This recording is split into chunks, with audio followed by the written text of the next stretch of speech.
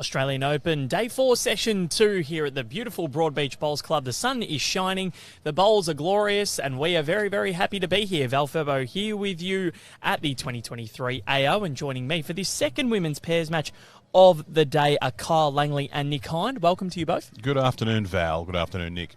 Good afternoon, Val. Not quite the afternoon yet, guys, but there is the horn for this contest, and it is going to be Olivia Cartwright from Moama in Victoria and Lara Butler, you may know her as Lara Mertz from Manning in Western Australia, against Kathy Walker and Alan Weir, both Victorians, both from the Hampton Bowling Club in Melbourne's sort of close to inner southeast. Looking forward to this one. Both of them have won in their first round this morning. Cartwright and Butler overcoming Carly Rousel and Lynn Wallace from the ACT 28-9, and Walker and Weir over Megan Mitchell and Rebecca Cross in a close 18-15 contest.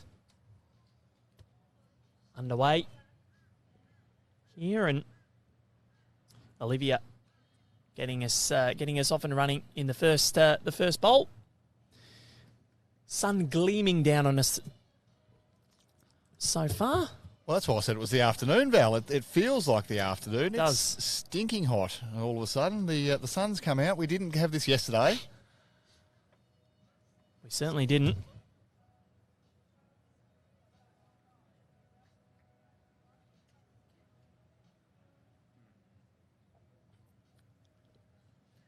Now, two winning sides in the first round. We do know that there's going to be 17 next best qualifiers. We also know that if you win 3, you're through your section. But yep. For both these sides, they want to continue on their good form from the first round. Exactly right. And, yeah, I think a big win to Lara and Olivia first up. That's got to be good for the confidence. And, of course, Lara, we've seen her. She's a WA veteran. She's played on these greens many times before. And for them to take a 28-9 win in their opening match, they've got a score difference of plus 19 and a score percentage of 311.11. That ain't bad after one round. It's pretty impressive, and she's a veteran at only a young age too. I mean, she's been in the side for a long, long time. It certainly is. And she will be playing at the World Bowls Championships, but not for Australia, for Switzerland, Roger Federer country. All about Roger Federer. You know all about the Swiss. But look, it's a great opportunity for her to represent and show her wares on an international stage. Certainly.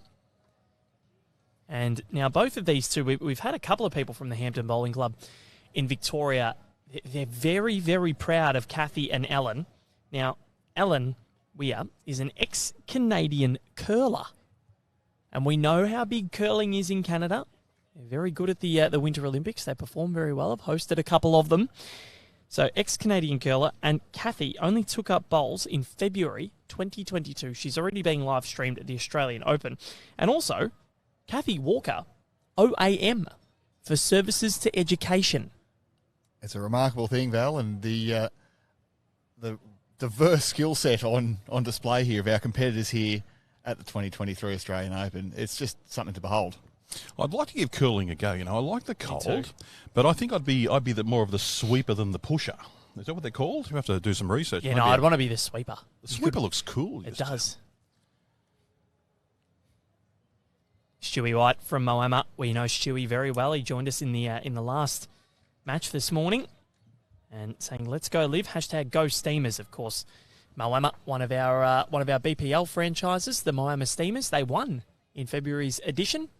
At home, Aaron Sheriff. Well, it was just a pleasure to be on deck to watch the Omar show, really. Cass was fantastic. Bester was fantastic. But there's a reason why Aaron Sheriff is a 6-time BPL MVP. Well, Olivia Cartwright's settled the best here. She's got her green bowls there. The Henside XGs are the ones of Olivia Cartwright. She's holding 3 shots. Everybody else has been just a little bit quick, and we've had some warm weather. They have changed the green around during the break. Yep, we're now we can bowl, Kyle, to the Broadbeach United Soccer Club end. And hello to all my friends at the Broadbeach United Soccer Club, of course. I still haven't got the honorary membership, but it's the home of the Dolphins, the Dolphin Tank, as they call it. But anyway, that's enough. That's enough from me. Ellen Weir did make shot there with that last bowl. So the two Hampton ladies are using Taylor SRVs, bright red and bright blue. And Olivia Cartwright urging this one in. Now, I saw the logo. Are they? It's a sea dragon. Is it a seahorse or a sea dragon? They might be the Manning Eagles, possibly. No, Hampton Sea Dragons on Hampton this shirt. Sea Dragons. I always thought they were a seahorse. I'm sure someone will let us know. A marine biologist out there somewhere. Hope that marine biologist isn't George Costanza. That was one of the funniest episodes ever. Of Seinfeld, for any fans out there. Okay, nerves out of the way here. How do we go, ladies? Sea Dragons it is. One shot there to the Cartwright Butler team. They lead 1-0 after the first end. And if you are just joining us, everybody, ensure that you know that it is an 18-end contest. So first, there's no first past the post. Whoever's in front after 18 ends or within that 2-hour 15 time limit will be the winner of this match. Doesn't matter if the contest or if it is decided before the end of the match. If it's more than 6 like it was this morning, we still play it out because shots up mean everything with the next best qualifier rule in place. We did see some games after we went off air for the first game this morning, Val. We did see some games go very close to time. John Roberts was out giving them the 10-minute warning. I think they all got in and completed their 18 ends, but a few games did go very close. JR's been like the grumpy old neighbour, hasn't he, this week? And time's up, off you come. He's a good bloke, but he likes to run to time, doesn't he? Well, it's a very important thing to do here at the Australian Open, because if you're not running to time here, things can slip away very quickly. It's a big campaign, an enormous number of competitors at an enormous number of clubs. And, of course, Val, we should thank all our volunteers. Segue. We should, and they are all supported proudly by APIA, who look after the event volunteers and officials. Go on, do the second line. I love that second line. And APIA, well, they are also helping you live the good life and play bowls. Beautiful. Well, we're seeing good bowls here from Olivia Cartwright. She started beautifully. Just finished about a bowl short there. Oh, the good part about it, Nick, 1 on, 1 behind. It's exactly what your skip wants in a match of pairs. Certainly. We've got Mick Wooten watching from a very wet and cold Sheffield in Tasmania. Now, Colin Bray's back. I've been to Sheffield in Tasmania. The famous scallop pie is a Tasmanian delicacy. Hang on, what? But What? It's a food that can be overcooked very easily. So it must be difficult to get them to be perfect in a pie. I think the Tasmanians, it's almost the state delicacy. That sounds, not to offend anybody in Tasmania, but that sounds awful. Oh, scallops! I'm not a seafood guy. I don't understand. It will be the Tritons, we believe, for the AFL team. Where the word is they could be the Tasmanian Tritons. Well, they potentially. I'm not sure because they can't rip off the BPL name, the Tridents. Well, it's very close. It might be a scoop there, but look, I was thinking that the AFL stadium should be the shape of a scallop. That would have been perfect. So we've got Naomi Cartwright. Go Liv. I'm assuming this is a relation. Well, she started well. Liv Cartwright. She's got shot at the moment. It was a good effort, though, from Kathy Walker. She has drawn a reasonable second. Colin Bray with a reference to that Seinfeld episode we were talking about. The seas were angry that day, my friends. And for those watching at home, we will remind Ellen in a second where we would like her to stand. That's better. Thank you, Ellen. I've been advocating for years, Val, the electric dog training collar, just the electric shock collar. And then if players do get in the road, we can just give them a little friendly... What about just a cattle prod from here? It'd be easy, wouldn't it? Taser? Oh, can't. Oh, look, I don't think we're going to be tasing anybody. I'm not sure that's what we can resort to here. Val has lost it, but that's all right. We're a very humane bunch here on Rinkside Live, but we don't advocate violence either.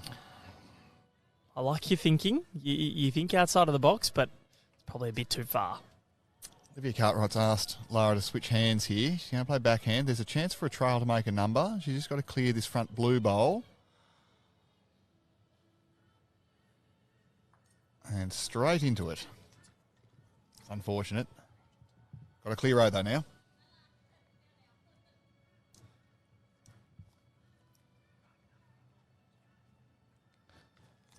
Robin Williams loves Tassie's scallop pies. There's one. Flavour, is it like a Mornay cheese flavour in there? Correct. It's a creamy sauce. Oh, wow. Can we do something in Tasmania with RINKSIDE Live? Head down there. That'd be awesome. Tasmanian pies.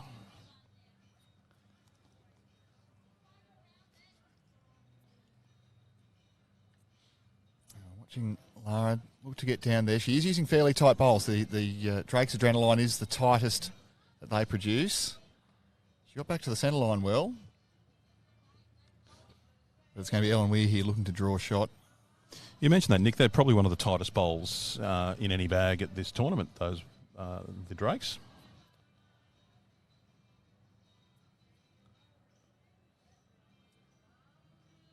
So, Good what effort have we here. got? It is a good effort from the Victorian combo. But Olivia Cartwright's held on to shot there and lead 2-0 after 2 ends. Now, Val, there was a question asked here. Do we know the total number? We know the total number of competitors involved, but how many clubs are we using this year? It's a record number there Yes, as well, isn't it? certainly is. 14 from Tugun all the way down to Coolangatta. Our clubs represented at the Australian Open. Oh, God. Yeah. I've got absolutely no idea with that number, but it is huge. It's astronomical. We would have set a record with countries represented as well, I believe, but the statistician, Lockie Williams, will get that for us. Call Clive, please.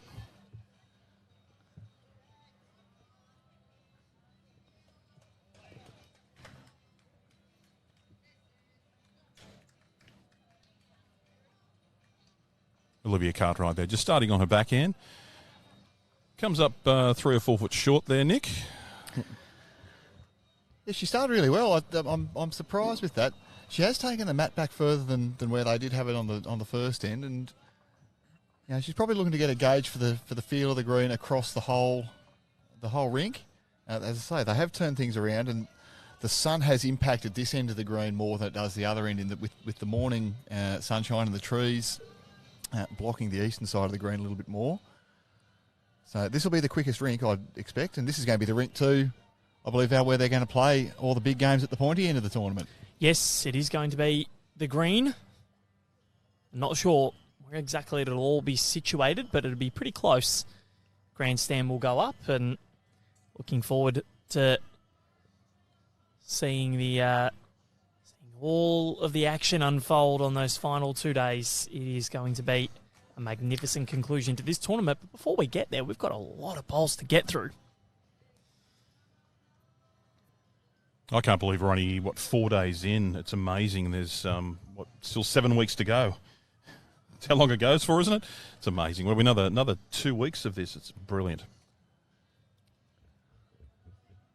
Well, there's plenty of competitors who do make about a 7-week pilgrimage for this, don't they? They're coming up from Victoria or South Australia or WA, and there's a lot of tournaments that they can play on the way up and following the Australian Open. But this is the one that every bowler needs to aspire to come here at some stage. Oh, Jack's just been shipped across the line there. That's probably a good result for Kathy Walker. Was up and down for shot, but I favour the blue bowl, the blue Taylor SR of Kathy Walker at the front is now number 1. And that'll probably force Lara to play on her forehand with her first bowl. She's left-handed. We've noticed that?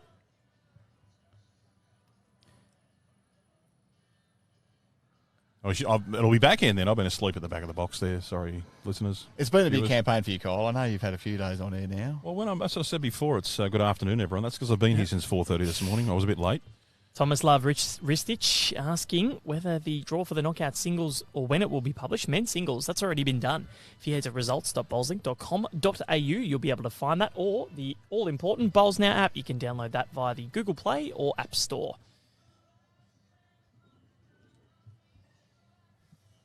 Lara Butler, left-handed. Note taken. It's the first lefty we've called in the 2 days I've been with you, Kyle, so I can understand that it's not come immediately to you, as we see. I just remember just sneak past. Kids at school, they'd put the pen in their left hand and the teacher would come around and smack them on the knuckles with the cane and say, over to the right hand, please. Lara's corrected her weight here. She's just running to the front, though. Pretty good speed. What do you think, holding 2? That red bowl looks pretty good on our screens, but when I look over my left shoulder, I'm less confident with the red bowl of Ellen Weir.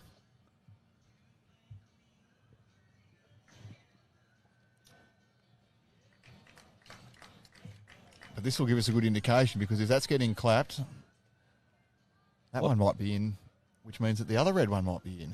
A lot of support there at the end of the rink for the team from Hampton.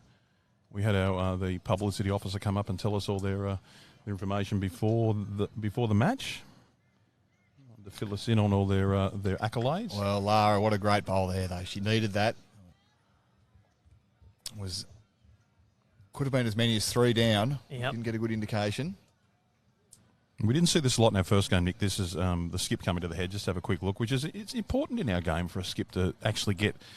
We trust our leads, but to actually get their own visual on what's happening. Well, when you're playing with somebody who's only had the limited experience of Kathy Walker, 15 months as we know, it might be good to just make your own assessment. And look, there's a shot here on her backhand. If you can get the blue of Kathy Walker up, this is Ellen Weir, or if she can get down to the jack, she can make a number. It's on its way on the backhand. Will she turn enough? No, she's throwing the mat away down the other end. And another one it's going to be to Olivia Cartwright and Lara Butler. But you get one every end, Val. You're a big chance of winning the game. Exactly right. 18-0, not bad. But no, I'm sure they're going to get on the board. But look, there's some interesting.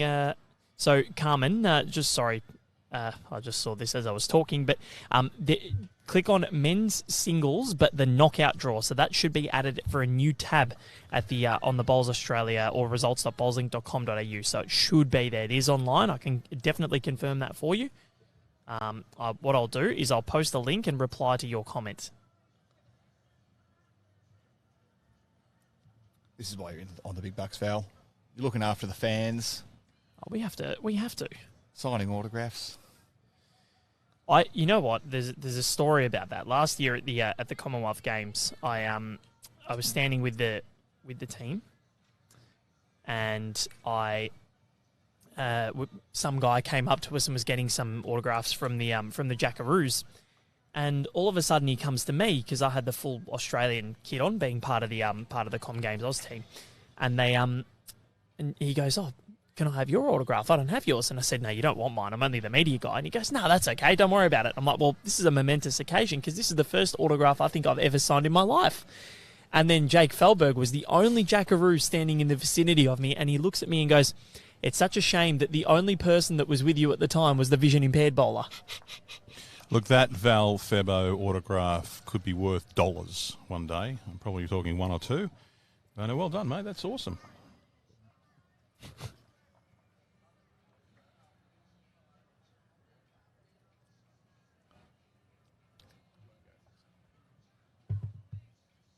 So what we'll do in a short second is we're going to go through some of the results from Session 1 for the women's pairs. I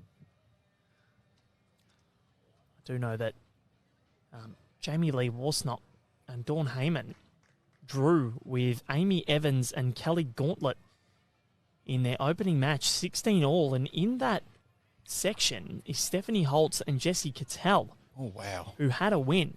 So if Dawn Heyman and Jamie Lee fall, then in that match against Jessie and Stephanie, that could spell the end of their campaign, which would be a massive shock. Dawn Heyman has been consistently one of the best female players that in the country the last few years in every format. So if she's to go down, that would be an absolute catastrophe for her. So we're watching some pretty handy bowls here. That's was 2 shots to Olivia Cartwright. So now 1 shot to the Victorian team of Walker and Weir.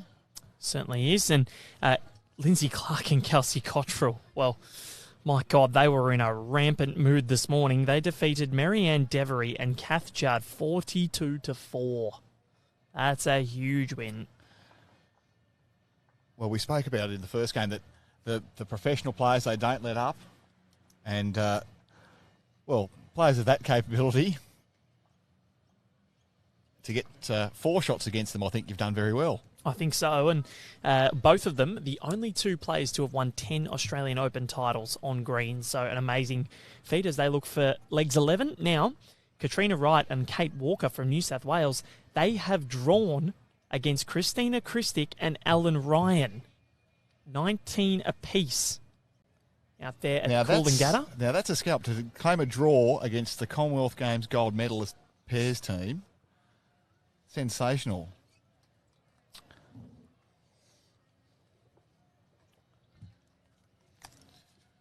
We talk about upsets, but it's one of those tournaments. We've lost a few in the singles, and not that we've lost anyone in the pairs yet, but it's a big scalp.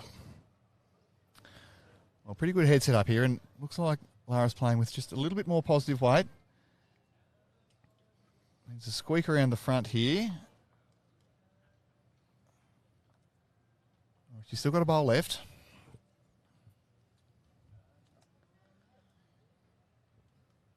But there's a good little, it's almost like a snake. Yeah, a little bit. Up there, isn't it? Big The target. The old Nokia game. Is that, I'm showing my age, but that did occupy more of my time than was probably correct when I was in high school. That's why I'm here calling bowls, though. I'm not out making millions in the world of high finance and business. Now, for those at home, I did a little bit of housekeeping. I have reminded the ladies we need them to step aside of the head so we can see. So hopefully at the end of this end, they'll get a reminder from their lovely team. It was not that we dislike their back of their uniform, but we'd like everyone to be able to see what's going on like right now. And I've got no idea what's happened. Well, the jack stayed in there. It has stayed in Kyle bounds. Langley. We'll have to get JR onto it because he can go over there and blow the horn at them. And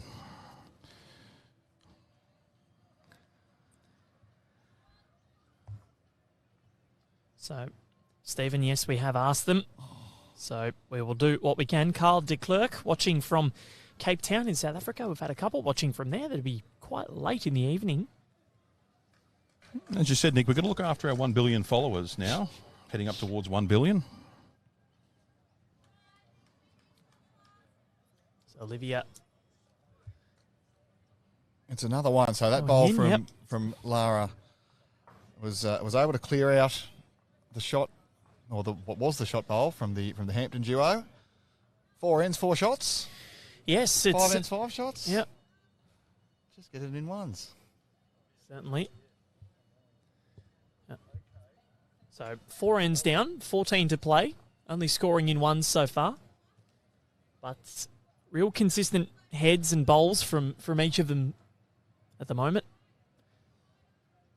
Lara and Olivia proving to be decisive. Now, if you've just joined us and you look at the name Butler and you're thinking, oh, geez, who might that be? I've heard of a Lara in bowls before. It's actually Lara Mertz from Western Australia, but married Blake Butler. Has changed her name. Hails out of Manning in Western Australia, Christina Christic territory. A few pretty handy Western Australian players Certainly are. coming from over there. One of those just been messaging me himself, the one C. Adams, whose recent message, coverage is good. Good. Thank you, Clive. That's a high compliment coming from Clive. Good. Thank you, Clive. I would have used the word phenomenal, but... He said maybe. coverage, not commentary, so that's coverage. I'm sure he's working very hard, but I'm sure he's missing it too. He's been a stalwart on the feed and He certainly is missing it. won't be long. He'll be back. So what has Olivia got for us here? Looks like it just won't get there, but might have done enough. Just didn't get back, but she has rolled a slightly longer length. The mat back has been favoured so far by the duo of Cartwright and Butler, and this one's a little bit longer. They're probably just feeling out their opponents. They're only getting ones, but they've been good heads. There's been some pretty fair bowls played here. That will do enough. Yep. Yeah, well bowled. So nicely done from Kathy Walker, OAM.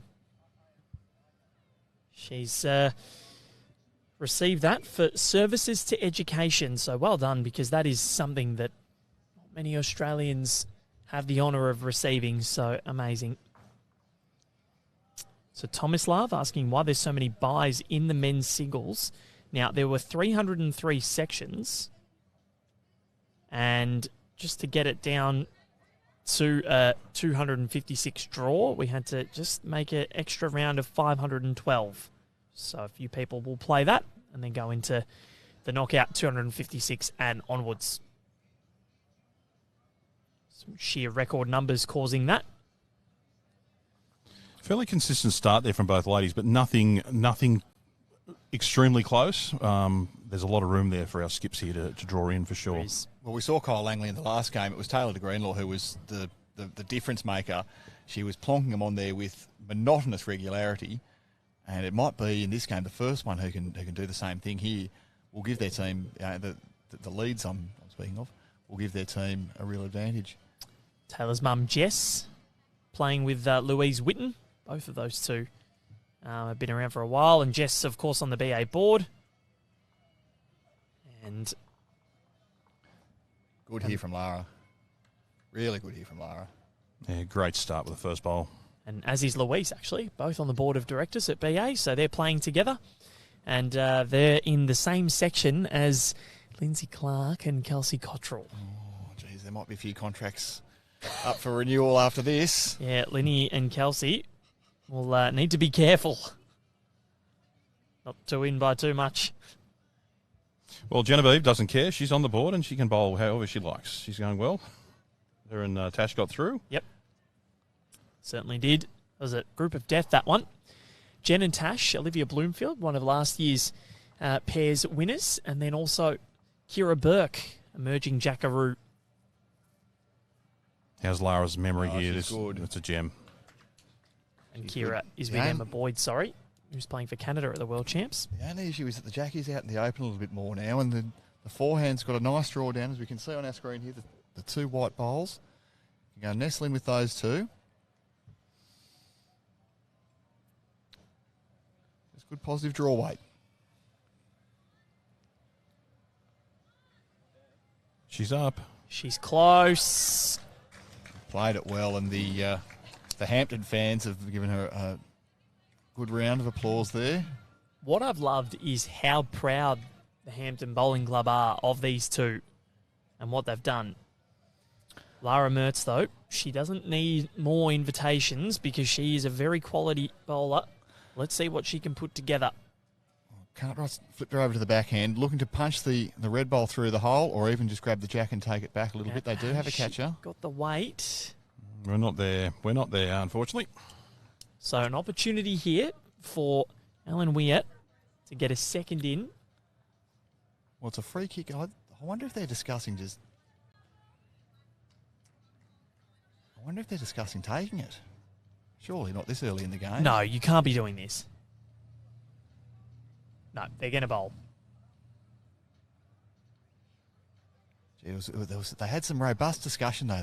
But if there's a chance to get two, surely you have to take well, that. this early in the game, absolutely. And it's not like it's a danger coming down here if it's just draw weight. No, she's got good weight here.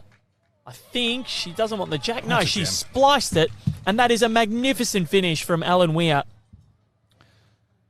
She takes 2. They score their first shots of the match. And they are on the board. It's 4-2 now.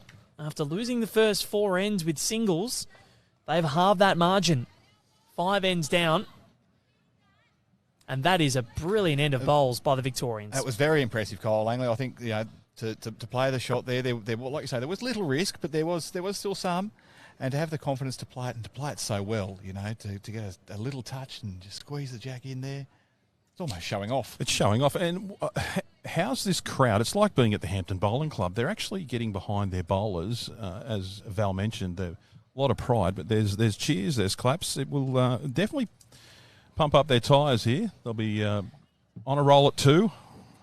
So I've got a question from Sarah. Could be Sarah.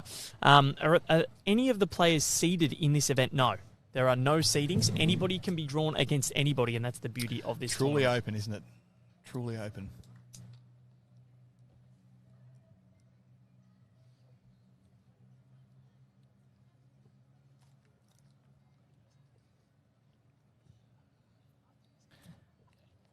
Barely a breath of wind as we move into the 6th end here. It's got very still. The sun is cracking down on us. The Hampton fans are hooking into a few cold treats, but the players here, they're looking very focused at the moment. They are. And that end the 4th end, or 5th end, sorry, that was pivotal in getting Walker and Weir on the board, the 2 Ws. They must be very, very pleased. I'm not sure. Surely they weren't talking about just taking that one, because look at the bowl that Alan Weir was able to put down. I think Nick mentioned there was discussion there. To get on the board's one thing. Olivia Cartwright's on a good track here. Just falling short. I think they are going to be the bowls that Kathy and Ellen are going to have to put down throughout the entirety of this match to go with these 2, because Olivia and Lara are going to be asking the question.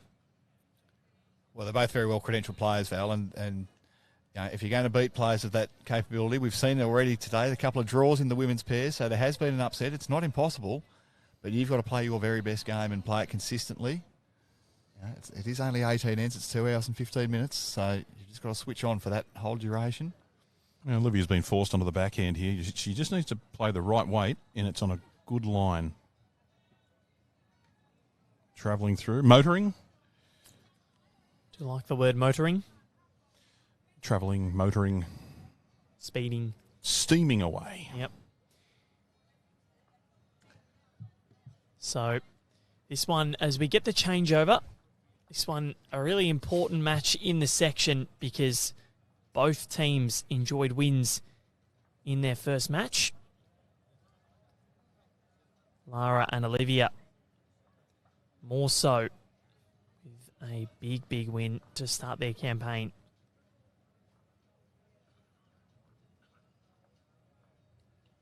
That was a 28-9 win over Carly Rousel and Lynn Wallace of the ACT.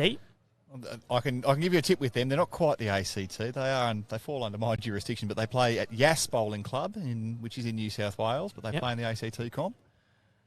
And Carly and Lynn, both lovely ladies, but tough to run into players of this calibre in the first round. Certainly. And then Kathy Walker and Alan Weir with an 18-15 victory over the New South Wales pairing of Megan Mitchell and Rebecca Cross.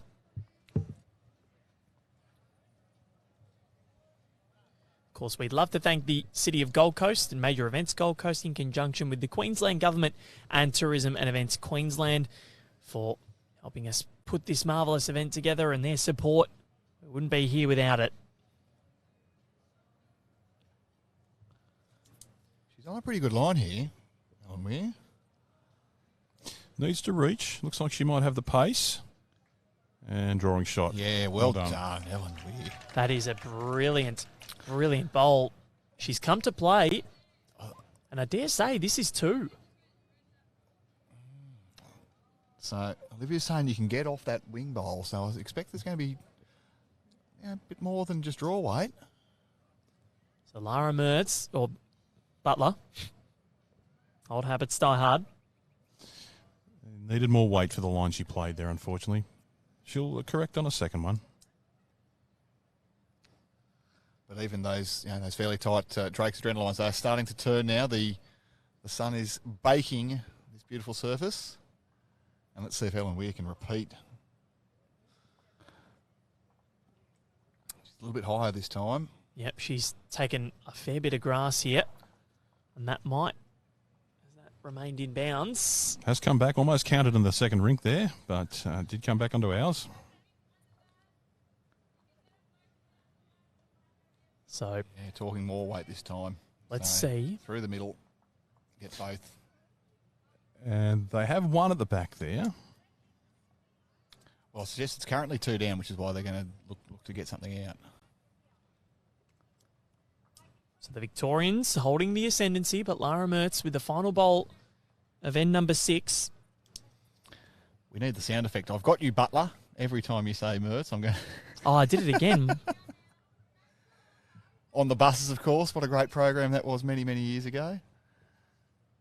So Lara's backed herself with the draw, though. She's coming in on a pretty good line, but just going to crash into that wide one. That may have cut the count down. One taken out. We sit here in suspense. Will there be a measure? Just the one, so it did take the count down, but after losing the first 4 ends of this contest, Kathy Walker and Ellen Weir narrow the gap to just 1, 4-3 in the favour of Olivia Cartwright and Lara Butler. Thank you, Paul Butler. I've got it right now. That is hubby? No, Blake Butler is hubby. Okay. We apologise for Val. Again. Yeah. Now, Nick, on the buses, it was a great show back in the 70s, but probably wouldn't cut it into today's society. There was a few programs that era which a little risque for perhaps modern audiences. What era was on the buses? 70s. Okay. It's like the show Open All Hours. Yeah, I don't know if you've seen that, but Ronnie Barker. Yeah, that was around the Love Thy Neighbour era. Yeah, it is a sensational show. So Ronnie Barker and Ronnie Corbett, and then Have You Been Served and A Low and all those from similar era. Definitely wouldn't cut it into today's society, but anyway. Paul Butler is Lara's father-in-law, so Blake Butler's father. And welcome to the broadcast, Paul. Great to have your company. Watching the family member go about her business,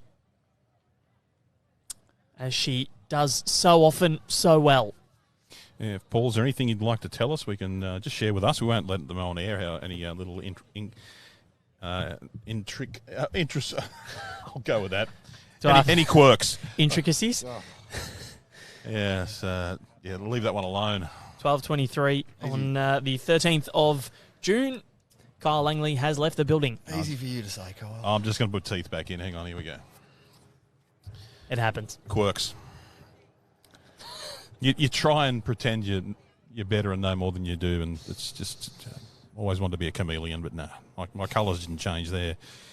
It was the old. They went very red. Yeah, KISK. Keep it simple, Kyle. Hayley Packer also watching, saying Lara has a heap of quirks. Oh, Quirks. no. Oh, no.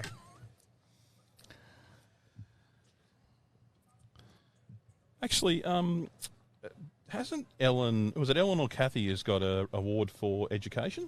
Yep, so Kathy Walker, OAM. We should bring her in after the match to help us with our language skills. Might need to. Great to see Hayley Packer on the broadcast. Cody's wife. Now... Hayley, have you gotten over... This is the event where Cody won the pairs in 2021 and he hugged Clive before he hugged you. Now, have you let him forget it? Because we certainly don't. We're bringing that up again. Oh, Pac-Man, he'll never live that down, will he? No. I'm just glad it wasn't here. That's a worry. Now we're seeing Kyle. I hate to talk about bowls for a minute, but we are seeing. We're into now. This is end number 7. There's a few bowls getting past the head. They're sneaking past the head. And I suspect strongly that this green is getting quicker. Now we saw yesterday, even with the clouds, it was about optimal pace. In that middle session. We had some dew this morning. We've had some cloud. Oh, this will add another second before the end of this match for sure. Certainly. And Hayley Packer saying hell no. Hasn't let Cody forget that. I'm just wondering if the Packers have a room for Clive at their house when he comes and stays. So what has Ellen been able to put down? Just rocking Kathy Bowl over. I'm favouring that one for shot. I'm favouring it's 2, Val, but Lara's just going to, she's just going to squeak past there. She can sit either of the two. There's the blue and the red on the left-hand side of the jack there. But touch on the jack to the right, gets shot. Touch the jack back, gets shot. She's got a lot of options. I'm tending to agree with you here, Nick, that it is 2. Look, I'm going to limit my limited skills, but I'm not loving the forehand here. I think there's danger there, but got to be perfect. She's played it well, though. This could be a 3rd. Well, that's number 1. It's sat down beautifully, so that's 3. Now, I reckon Lara might be looking to crash into these. I think, back your draw still. You weren't too far away on that last one. If you're a little bit high, you've still got things to run into. Now, the issue's going to be going through that same hole. The track is good. What has she got? Well, she's cut it down at the very lowest. At least second shot. Then. That's all they're looking for. That's brilliant. So Hayley, luckily Clive is a good fella. Funnily enough, I used to share the surname as Clive. We actually share a birthday a few years apart. Oh, well, no wonder they got confused. So was Clive's surname actually Goodfella at the time, was it? What? You said Clive was a good fella. Oh, sorry, he's Adams. Yeah, that's changed his name from Goodfella to Adams, I thought. Oh, wow, that's deep. I know. That joke was brought to you by the Broadbeach United Soccer Club. Well, the Hampton girls are having a good discussion here. They do hold 1 shot, we believe. There is a chance for a number here, but it's not without risk. There's a chance to come in on the forehand potentially here and replace the white bowl. There's a chance to come in on the backhand and poke it through the gap. We'll see which way she's playing. She's set up forehand here, Ellen Weir, and look, her weight's been immaculate. It has been very good. With all my concerns with the risk, she's made place again, mate. They've done it well. Yeah, she's chopped the jack down the line. Yeah, that's made 3, wow. made 4. So big pressure bowl early. Well, Lara Butler. The way it's set up here, though, Val, like that white bowl can get chipped in pretty easy, and if she's under it, she's a chance of getting down to the jack. That's what Olivia Cartwright's saying right now. You liking swinging weight here, or no, just still good, confident draw. So we are a 3rd of the way through this contest, and this is by far the biggest bowl of the match. Lara Butler, what has she got? She's not far away from a result here. She's gone... I don't know what this result is. Definitely cut it down. It has, but still, is it going to be 2? 1 taken out. I think we're going to have a look. I reckon Kathy and Ellen will look at this and see if there's a second. They're going to have a measure. Lara Mertz, or Butler, was not far away. I'm going to make a list of how many times I've done that. That is the 3rd. We need a Mertz jar instead of a swear jar here. Just the 1, and that is that. I'll go out on a limb. That is probably one of the most important bowls she'll play today. She's cut the 4 down to just the 1. That was brilliant. Yep. And that's the thing. That's you've got to get those bowls in the area, and this is what we discussed in the first match this morning. It was Ange and Nix scoring in 1s, but then Taylor de Greenlaw and Louise Cronin scoring in multiples, and that was the difference in the end because they both won 9 ends apiece. And here's so far 4 ends to 3 in favour of Olivia Cartwright and Lara Butler. For a 4-all score, it's a good contest and consistent bowling and a great bowl under pressure. I've got to say, I'm impressed with Kathy Walker's jack rolling. She's Ellen's foot will go out and she'll put it fairly close every time. She's the first job of a lead is to put that bowl where your skip wants it. Doing very well. But the second job's to follow it up and get it close. And we'll give her a B- for that one, unfortunately.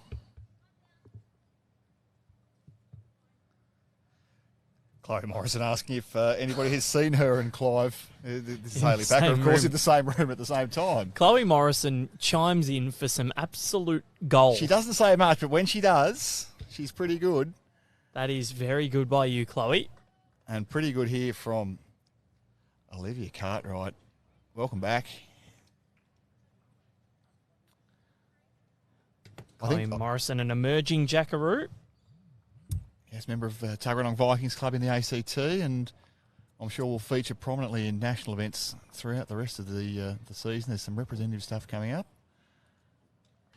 Nick, tell us about your junior program down there. It's fantastic at the moment. I do see a lot of it on Facebook on your webpage, but you've got some great juniors coming through. Oh, look, it's something to be proud of. For a very small region like the ACT, is that we've got so many.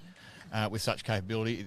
Harvey McAllister is the young man to whom I need to give the biggest shout out. He's was fortunate enough to get a start in the Junior Golden Nugget, which is coming up in just a little while, which is one of the most prestigious junior singles tournaments in the country. But look, the work of the volunteers, the work of the board members, having good coaching and good facilities who are really welcoming to juniors has been key in the growth that we've seen in that area. And look, I'm sure one day we'll see them on the live stream or even on the television in the final. And I guess the importance there is that we talk about juniors and we talk about volunteers and people having the time at their clubs to spend and to encourage juniors to start playing bowls. But that's the future. We need people in the club atmosphere, in the club space to actually encourage that. And if anyone does want to get into bowls or their club needs a hand with juniors, please go to the New South Wales website. Bowls Australia website. Bowls Australia. I was going to go through every state then for a second because they're all on there. But look under resources and click on the link. You'll see the regional bowls managers there. Give them a call. Tell them what you'd like to do at your club, and they'll be more than happy to have that initial conversation and come out and see you. Bowls.com.au. Go to the club support tab at the top of the website. Regional Bowls Managers is the first one there. And Val, I mean, we've seen it even today. We've had two very young New South Wales stars in the first game. We've got two very young Victorian and West Australian stars in this game. There's it's a young people's game that everyone can play. Yep, it certainly is. And now, if you go to that Regional Bowls Manager website, the first one that comes up, Kyle Langley. So that's what I look like. Wow. Sure you have a mirror at home? No, I got rid of mirrors when I was born, apparently. The family got rid of them, didn't want me to see what was in front of me. Now, interesting to see what Lara can do here. She's looking to get down to the shot bowl, but she's been just a little bit quick. As I say, there's a few bowls that are going past the head now. Yeah, Mum and Dad said we're going to give you the best start in life. I said, what did you do when I was younger? They said, remove the mirrors from the house. Bit harsh. Yeah, I know. But now I've seen my photo. Look out. Anyway. Please, no comments. As Nick says, back to the bowls. It's a tough one. It's a tough one to get at. Given the way that the head's set up, there's a lot of bowls in front there. The grass line's been pretty good. The ladies got the grass here on this end. But Lara, she's trying to sneak down there. That's probably second shot. And could be three. Momentum has been well and truly with the Victorians, but this is an interesting end. So Kathy's calling Ellen here on her forehand still? She swapped her over to backhand. She was talking about just advancing her own red bowl there, but I think she's gone across to the backhand, which she has, just to draw around that front blue. She's done it so well in the last end too.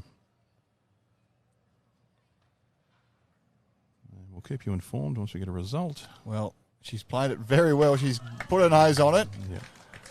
Amazing. Kathy Walker's been the most demonstrative of almost all the players that we've seen today. Well, because she's got the massive crowd around her. She has bowled. She's making sure she gets the club's name featuring prominently on the picture too. Yep. The Sea Dragons. But we can see here, so Lara's talking about coming up the middle and maybe a cannon, the red onto the white, onto the green to get the red out. An amazing performance here from Ellen Weir. There's also that draw on the... that'll be her forehand, of course, being left-handed.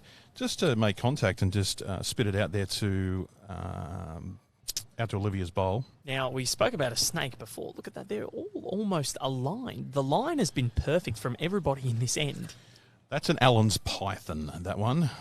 That's It's coloured like a killer python too, isn't it? I think...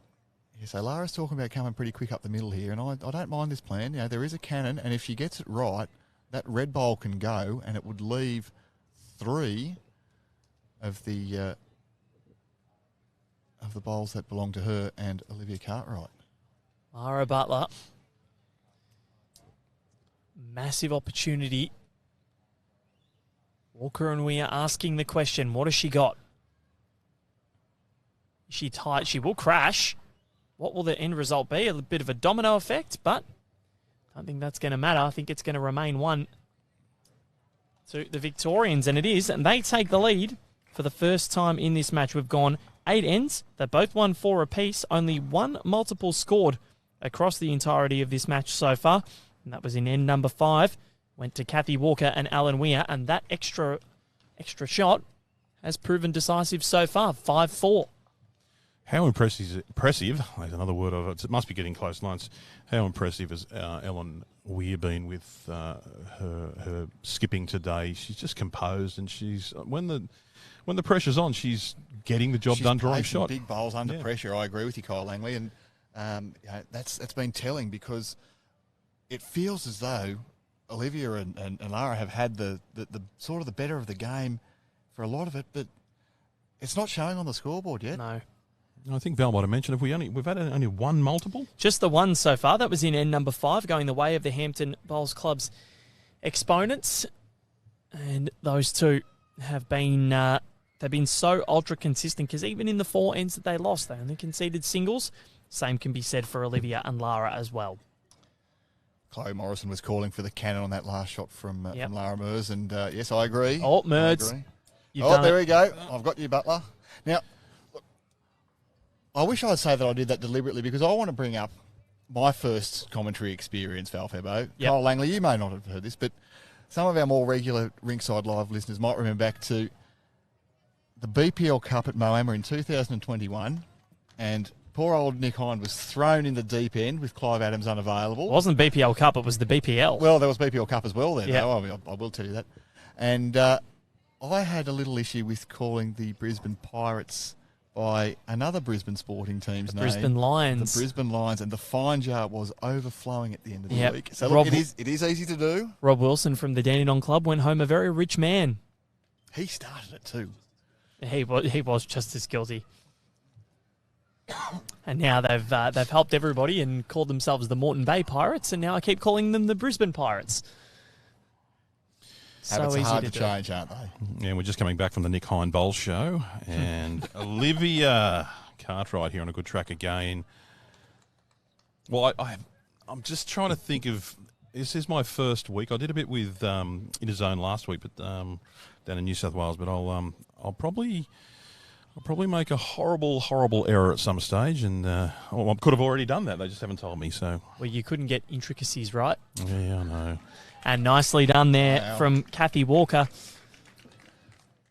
So she made the correction and stole shot away from Olivia Cartwright, who will have right of reply here. It was 2 nice bowls from Liv too. What are we saying? Kathy is 15 months in, not long. Yeah, February last year she took up bowls, and she's only been playing for 15 months, and this is the quality she's producing. She's not fazed by the stage. No, but we've seen there's been a few in the game who've come along so quickly. Genevieve Delves is the other example of those who came into the sport later in life having played rugby and having been a firefighter, and then within very little time was representing Australia. Yeah, Jen Delves is she's good at everything she does. Well, if one of those people that can make you feel really, really, really down on yourself. If anyone's out there and you're anywhere near a golf course and Jen Delves said to you, look, why don't we play skins? Do not do it. The lady can play golf, from what I hear. She's a very good golfer. She can do everything. So, what has Ellen Weir got? This one's going to come around the back, but not a bad home at all. So, they've got a nice little cluster at about 4 o'clock down there. 5 o'clock. Does Lara Butler, does she put another one down? I'm gonna pay myself against there. That's fourth. Can we hyphenate? No, that's not her name. No, Correct. This is the name that she has given. Yes, I know. She's playing in that. So she has got it around the back there, so that sort of alleviates where that cluster will end up, but who knows? Ellen Weir with another shot at this. They're still holding the Victorians. They've won the last 4 ends, a 2, a 1, a 1, and a 1. Not far away here. This is a great bowl. Just drop in as it does. That is a very good finish. Well, it's an opportunity to go and take that blue ball out. I favour all these green ones, a second, third, and fourth, and There's this is what she's doing. Pace here. What's going to happen with you with a... I was riding that home then, but no, didn't happen. Those green bowls in front were second shot, third shot, and fourth shot respectively. Those back bowls, they look pretty good on the screen, but they aren't. They're a bit further behind than what you'd think just from our pictures. And Lara Butler rightfully decided that she was going to try to get the blue bowl out. Now, how's this tracking for Ellen Weir? Needs it to keep pushing. It won't, so still 1. All thanks to Kathy Walker's final bowl. Now Lara Butler has a chance. Well, she's asking which one is third. And I think if she's asking which one is third, that might mean that she's going to go again to try to get the blue bowl out. Well, she's got the option there of the draw weight with a slide off those front 2 to pick up shot. Or, as you said, if she can hit and stay, there's a possibility of 3 there. It is behind, just behind the jack, it looks like. Well, she asked the question, and the risk is if it goes out of bounds, it doesn't look as though they've got the spot. They'd be 2 down.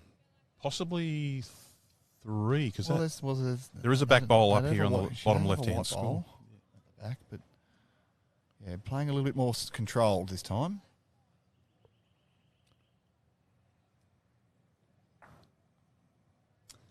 We got the 1 out, but inconsequential.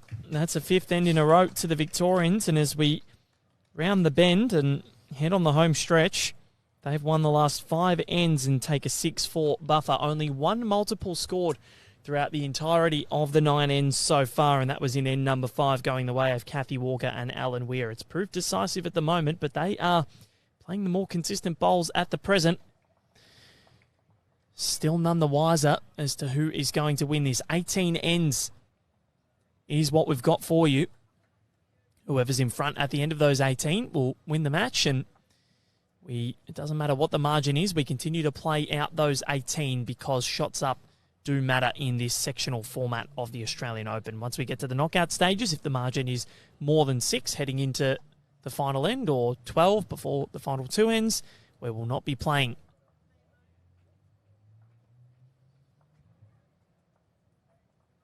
Game of 2 halves again, Val. I know I said it in the last game, but this is really a game of 2 halves. We've had 9 ends and it's been split almost down the middle. Yep, exactly right. And look, the win is probably more important for Kathy and Ellen here because their shots up is only +3 after the first match.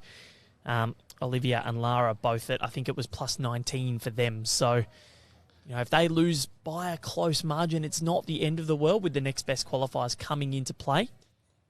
And also 1 match to play, which if they win, you'd assume that their healthy shots difference is is going to come into play for them. But who knows? Still a lot of bowls to come from this contest. Well, you don't want to leave it to chance, do you? No. And Kathy's doing a great job here. She's popped 2 down there. And see, this is the importance of the leading battle, gentlemen, because Olivia had the ascendancy early, but Kathy Walker has really switched on, and she's been the one that's dominated it.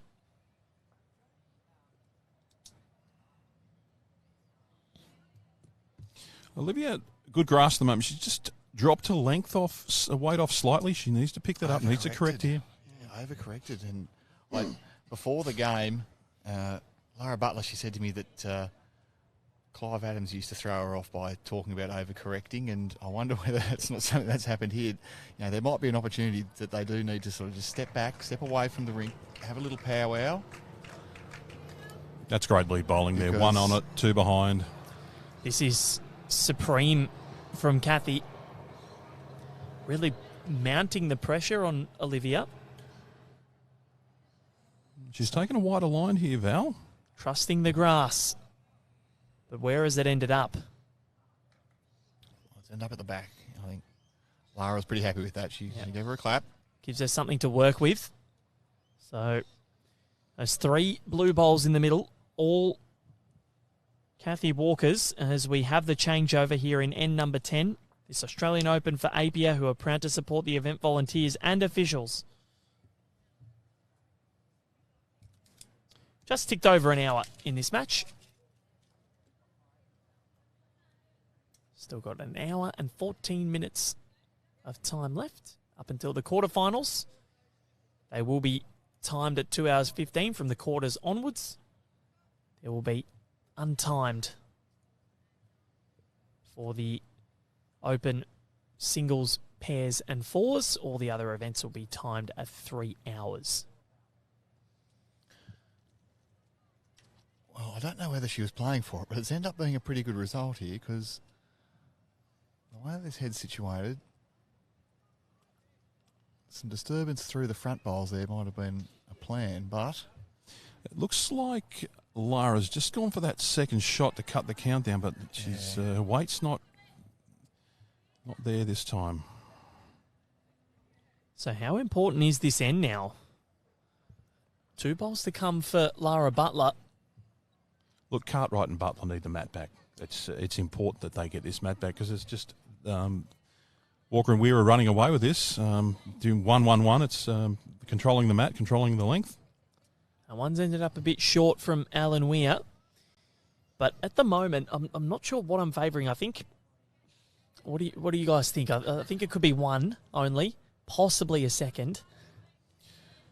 But I think that bowl at 11 o'clock of Olivia Cartwright's might be wanting to say something about it. There's a funny angle there, Nick, but it could be up to 3 depending on how it's sitting. Could be 1, could be 3, and anything in between. The fact that Olivia Cartwright's asked for draw weight to go and sit jack high somewhere suggests that she's looking to cut things down. That's the thing. She's missed, called for draw weight, but that adrenaline, what she's looking at has made her play through. And has gone through. So, Alan Weir. Well, 3's been the call. Yeah, Kathy Walker was pretty confident too. So that probably is consistent with what we've been seeing. That they're looking to cut it down. I thought, Lara was entitled to take probably a slightly narrower line there because there was a couple of Olivia's bowls in front that she could bump up. Seeing Ellen Weir on a good high line again. She's just got to get past her own. Well, this, if the indication is correct, this is 4 at the moment. Lara Butler, this is the key moment of this match. Dead draw weight here. Oh, is it though? It's travelling. It is. What will it take? Will it get anything? She's gone through. The best effort, but... And let's see what the damage is now, because the Victorians could be on as many as 4, which it is. That is monumental. After losing the first 4 ends with singles, they've gone 2, 1, 1, 1, 1, and a 4, to come from 4-0 down and take a 10-4 buffer with 8 ends to play. Ellen Weir and Kathy Walker. And Kathy Walker has proved instrumental in this lead battle with Olivia Cartwright. To make it 10-4, big buddy. It's a remarkable show. But we've seen, as the greens accelerated, the Victorian pair have just really switched on. They've nailed it. Yep. It's now proving to be, or it now just means that Olivia and Lara need to get the map back. Yeah, they're try something different, but they just can't scrounge through. Close enough if good enough, Kyle. Yeah, I was calling for just dead draw weight there, but whether it was by design or not, Lara had that reaching plus metre plus weight, and it was not what was required then. Maybe it is the green speeding up, but they really need to bounce back here. Yep, and Kathy Walker, OAM. Wow. She might get another one for bowls the way she's going. I think so. Hayley Packer saying, come on, Lala, you got this. Lala. So we can call Laura Lala now? Lara Lala? Oh, I'm tongue-tied already. Probably not. Lara, yeah. Lara will do. So this one is Kyle heating up, and what are your thoughts on Lara and Olivia now? When they get the mat, what do they need to do? What's something that you would do if you're in their situation? You finally win an end. I'm probably going to go T to T, Nick. That's what I'm thinking. Val, you'd probably agree, but I think they just need to change it up dramatically. We haven't seen T to T from the ladies from Hampton yet. We don't know what's in the kit bag, how good they are, but they have to get it back somehow. So here, Olivia has to do the job, create the shot, so Lara has something to play with when she gets up to the mat. Yeah, I'm going the other way, Kyle, and the only reason I say that is because since the green has sped up, Lara has been through, but Olivia's been short. If we go to a shorter end, that might just sort of tighten them all up a little bit. She's getting closer here, but there's still room for improvement, and a pairing of this capability, they'd be frustrated. Take that little bit of time out of the game. Just take 10 seconds. We'll stop. We'll have a chat. Some good leadership's required by one of these players. Doesn't matter whether it's the lead or the skip, but someone's required to lead. Well, both of those bowls there from Olivia are in that contact zone, which they can be pushed up. But I really want to see her be up past the jack.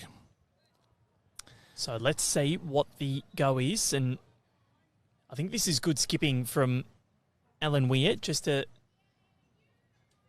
advise Kathy on where to go.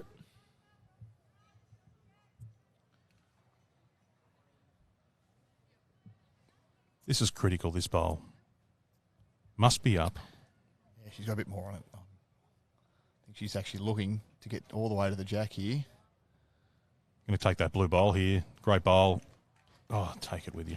Olivia Cartwright, that is exactly what she needed. Now we start from scratch. It's just a battle of the skips here. Yeah, pop the jack out into the open and look. It's the first time that she's reached the head confidently, and it was probably a good call from Lara Butler to say, come on, you just be up, be through it. Give me something. And it's changed it up. And we've seen how, but this is the thing, we've seen how consistent Ellen is with her drawing. So this is a straight up 3-bowl draw competition here. But 3-bowl singles. 3-bowl singles. Could be 5-bowl singles. We're going there. Look, we had that conversation yesterday about getting a 5th bowl in the kit bag, and I made some phone calls last night to the executives of certain bowling corporations, and it was an overwhelming success. No. Oh, was it? Okay. No, the success was no. They just said no chance at all. So we're stuck with 4-bowl singles, not even a spare. So I think I got laughed out of the boardroom of many corporations. It'll come one day. One day. We'll know you were the pioneer of it. So what is the reply here from Ellen Weir? We know Ellen is a pretty good bowling name. She's proven that today so far. That just goes around. So we've got Faulkner, we've got Ryan. I don't know how Ellen DeGeneres goes in the bowling green, but I have to get her out here one day. She's married to an Australian, so I'm sure that... Lara looks to have adjusted really nicely out here. She has. That's a great bowl. Key. This is the key. This is an end. If the pressure can come on, we know that Ellen has been super under pressure. But Lara has a chance here to pick a multiple up. But see, that's where the lead was important there. Olivia Cartwright splitting that jack out when she didn't have control of the end. That has changed things. And let's see what Ellen Weir can, or how she can correct. Because they've got themselves into a really good position. And she's quick again. She's quick, but will she crash?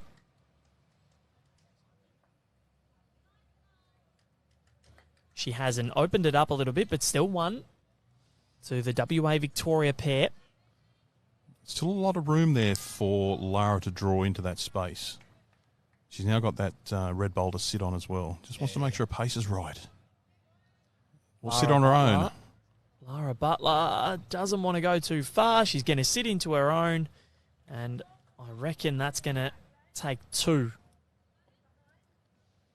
Yes, just looking over my left shoulder here, I think that's likely.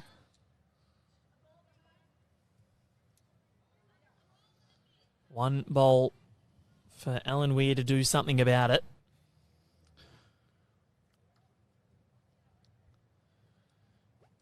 They haven't scored a multiple yet, Butler and Cartwright. This would go a very long way in them coming back if they can get it, but better speed. A correction on weight from Ellen Weir. How's the line? Not bad. Not shot, but it's not bad. It's probably trimmed it to 1. So Olivia's just calling. She wants Lara Butler to be under the widest red. And down sitting jack high with the red there at 10 o'clock. Lara Butler. Has she got the second, or has it gone too far? Just the speed there. A little bit too far. That is one. They are back on the board and score their 5th end here. Now we'll have a look here. We've Nick's gone short. I've gone T to T. What are the girls thinking? Let's see. See wherever, I think. Well, all the bowls have gone to the back of the ring, Yeah, so we know where the mat's going. Whatever the case, there had to be a very distinct change in the length. Matt is back. So, Lara Butler. Not quite on the tee, but it'll be a fair distance, I'm assuming. So I think it's probably... It's a longer length than the Victorian pair have been playing, and look, you know, the Hampton duo of Walker and Weir here, they've been magnificent on their length. Let's see if they can respond again now. You know, if we can get Olivia Cartwright and Lara Butler to put a couple of good bowls down, put the pressure on at the start, win a couple of ends consecutively, pressure goes straight back to the Hampton duo. This is exactly where Lara wanted the jack. She gave Olivia a little clap. So this is such an important end now to re-establish themselves on this contest. They're up 4-0. And what a great start. Sensational from Olivia Cartwright. Some real positive body language now from Lara Butler at the skip's end. She's being very, very encouraging. There's a great jack roll. The first bowler's come down and collected the kitty. And Kyle, I mean, you'd know as well as anybody the value that good positive body language can bring to a team, especially if you're struggling a little bit. Oh, I'll say there's nothing worse, but there is nothing worse than a team with bad body language. If you could stay positive at all stages, you keep that mindset, you keep that positive nature within the team, and it's a must in this game. It really is. And just think the encouragement of your leads. As you pop the jack down there, put one on it, and it's she'll feel pumped at the moment, Olivia. It is, and look at this already. The leading cat and mouse is going the way of Olivia Cartwright because the opening bowl of the end from Kathy Walker was way long. So they've changed the length and it seems to have worked so far. Let's see what the correction is. It's already better pace from Kathy Walker. Talk us through this, Kyle Langley. It looks like it's going to be close to shot. She's really corrected well then. We're talking about a lady that's been playing bowls for 15 months and she's just put one close to the ditch and corrected so well. But Olivia will need to get there again, just to get. She's got second shot, but she would love to have this shot on the board when Lara heads back up the other end. Because ultimately it was Olivia in that last end that proved decisive. But it's drifted underneath. Yeah, well, we're seeing that it is taking a little bit of grass. The breeze is swung around. We had an easterly yesterday. It's a little bit more out of the north today, so not going across the green. It's going along the green as we're watching. So it's coming behind the player's right-hand shoulders just about as they let the bowl go.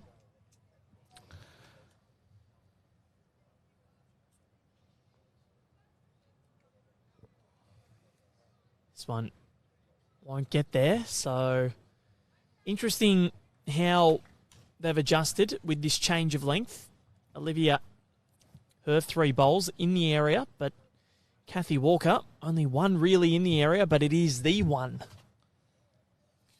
We're looking here, Nick, for Lara. Is she going to play weight on the forehand just to sit that bowl out, make some contact, stay, or is she just going to do a draw?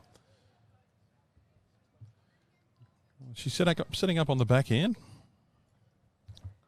Well, I think she can still get contact on the backhand the same way, but there is a blue bowl that's in front there, which might have been just in her eye a little bit if she'd been playing on her forehand, but this is on the left-handed backhand. Lara Butler wants it to keep pushing. It just won't get there. One still to the Victorian combo of Walker and Weir. Not a big correction required from her in the next bowl. But what's Ellen going to do here? Just follow her down, more than likely.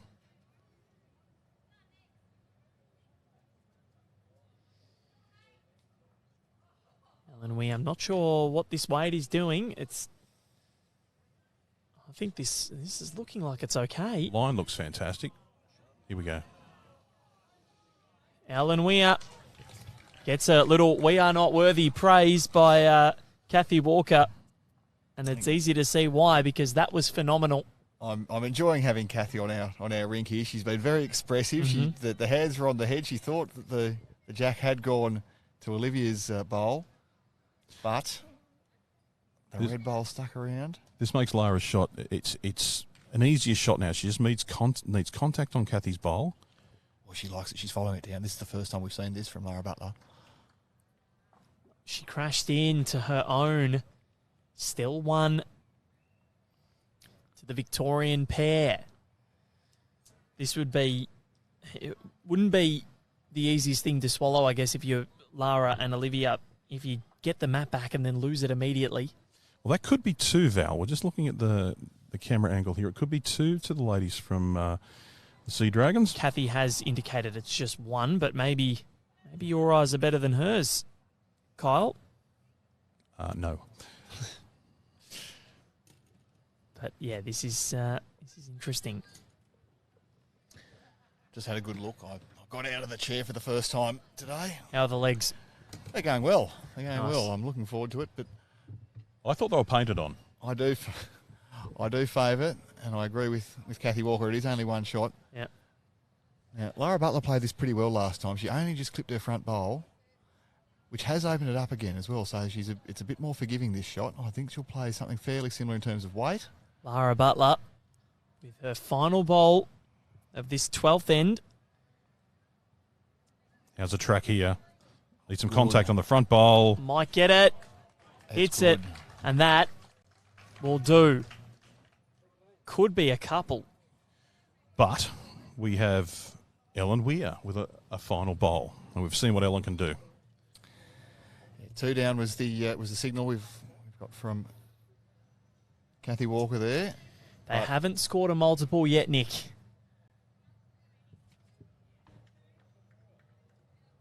Well, we've said a number of times, there's been some ends that we feel, end number 5 we felt was really vital, end number 10 we felt was really vital, and both those ends, the Victorian team from the Hampton Bowls Club scored multiples. This could be an opportunity that's absolutely vital here for the Victorian team in defence. See if they can cut this down or even make shot. How's it travelling? How is it travelling? It is tight, but it might get a little rub. Oh, got a rub. I'm not sure. I think she's done it. That's 1.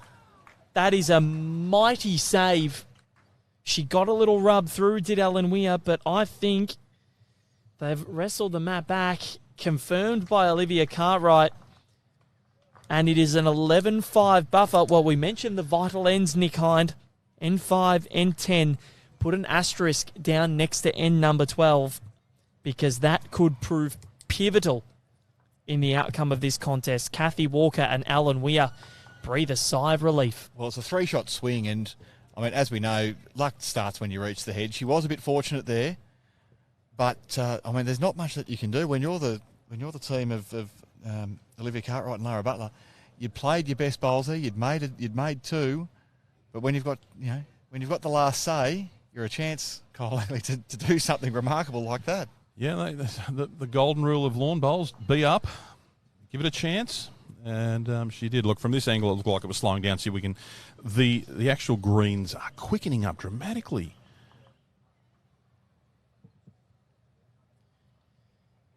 So if you've just joined us, both of these two teams, Olivia Cartwright and Lara Butler, and Kathy Walker and Ellen Weir, have played a lot of cat and mouse. The first 4 ends went the way of Cartwright and Butler.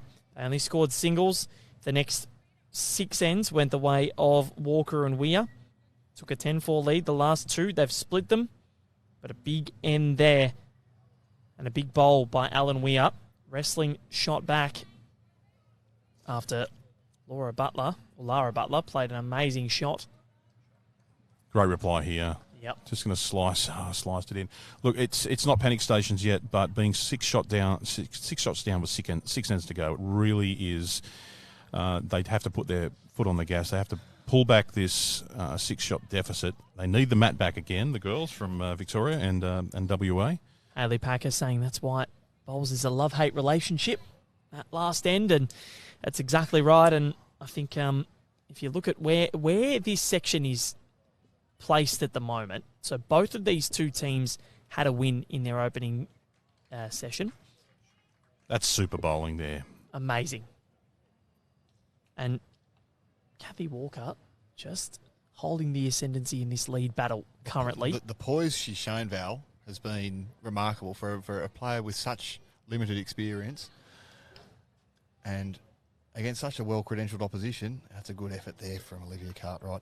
Against such a well-credentialed opposition, to have the poise that she's been consistent, she's been accurate, she's been effective, but she's also been emotive. It's been great fun to watch. Yeah, it has been. I love when they show their characters on the green. And so the section is poised. Cartwright and Butler, plus 19 from their opening match, having won 28-9 against Carly Rousel and Lynn Wallace. And then Kathy Walker and Ellen Weir took an 18-15 win against Megan Mitchell and Rebecca Cross. So they're only plus 3. The win probably more vital for the Victorian duo, but Olivia and Lara need to ensure that they don't lose by too much. If they lose, that's a very good effort.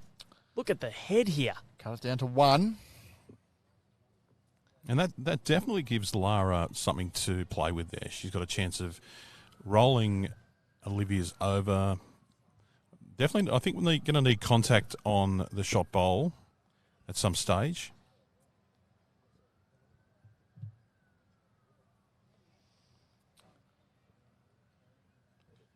But Ellen, the experienced skip she is, she's just taking her time there. Yeah, well, the Hampton Sea Dragons have had a pretty good discussion about that head, and there's a few different ways that this might go. I think I favour that you've got to change it up before your opponents do. So probably playing the forehand, or alternatively, you run for cover and you sit somewhere down in the 5 o'clock region, because that's where the jack might go. Yeah, that forehand play isn't bad, Nick. I think she's going to stay the backhand, but the forehand play would have given the opportunity to break it up a bit, or even if you're under, a little bit tight, you could have sat out Olivia's bowl. Was where I think plan B was what I said was go and give it a bit of cover back there. Because I can see that's the sort of the likely home if the jack does squirt out. So what's Lara going to play here? What's Lara going to do? She's out forehand by the looks of things. I expect them to be just playing through it. Lara Butler. All of her bowls becoming more pressurised than this one. Front contact. Going to get a split. Oh, she didn't hold. Unlucky. Wow. But now it's open. They've been a bit stiff, though. The last 3 or Yeah. 4 bowls that they've put down each, they've been very close and haven't got a result yet. You've just got to continue to be in the area. One is bound to come off. Well, this is the great debate with coaching, isn't it? Is process more important or is result more important? And in this situation, you're going to start needing to get results. But sticking to the process to get those results, Well, I think, exactly, because Ellen Weir puts another one in the area. Would love it to fall down. It's sitting on the precipice. It's only one still. That wasn't an earthquake then. Someone did kick our camera, but that's okay. I was thinking someone was jumping up and down to try to get the bowl to fall over. Magnitude 7. Camera kick. Yeah. It's up there with the earthquake we had in Melbourne a few weeks ago. I like this backhand play that's Olivia's calling. She's got an option there of just sliding off that front bowl of theirs. It's in front of Jack high. Yeah, nothing for short. Looking to play through the front blue or get down to the back blue. She likes it. What has she done here? Well, that's Changes it up. Might have shot. They do have shot. That Olivia Cartwright bowl has come into play as Ellen Weir jogs down the green. Have a look. 1 bowl each for Ellen and Lara. I've got to admit, that's not a walk. That is, if that's a walk, I'm in trouble. That's a sprint. Yep. Well, it's a jog. Bob Borman, former president of Bowls Australia. We miss you, Bob. Great to have your company. Great watching the bowls. He's a good man, Bob Borman. Well, he's watching some good bowls. That's a great effort there from Lara Butler. Got me out of my chair. It only takes good things to do that. We know. Ellen Weir on a backhand, just looking for a dead draw here. Looks tight. But the slide from the last end. Oh, what's it done now? Oh. She's rocked her own over. And that is another fortunate result. Lara Butler, though, she's got a great shot here. If she can get to the jack, put her nose on it, she can make 2 potentially. If she gets it through the little hole, there's a little hole in the triangle. There's 2 greens and a red making a little triangle. If she can get the jack through that hole there, make 3. But I think she'll back herself to draw with this. Even if she's under, we can see the same result as what we saw there from Ellen Weir. You can slide off that wall, and they're due some luck here.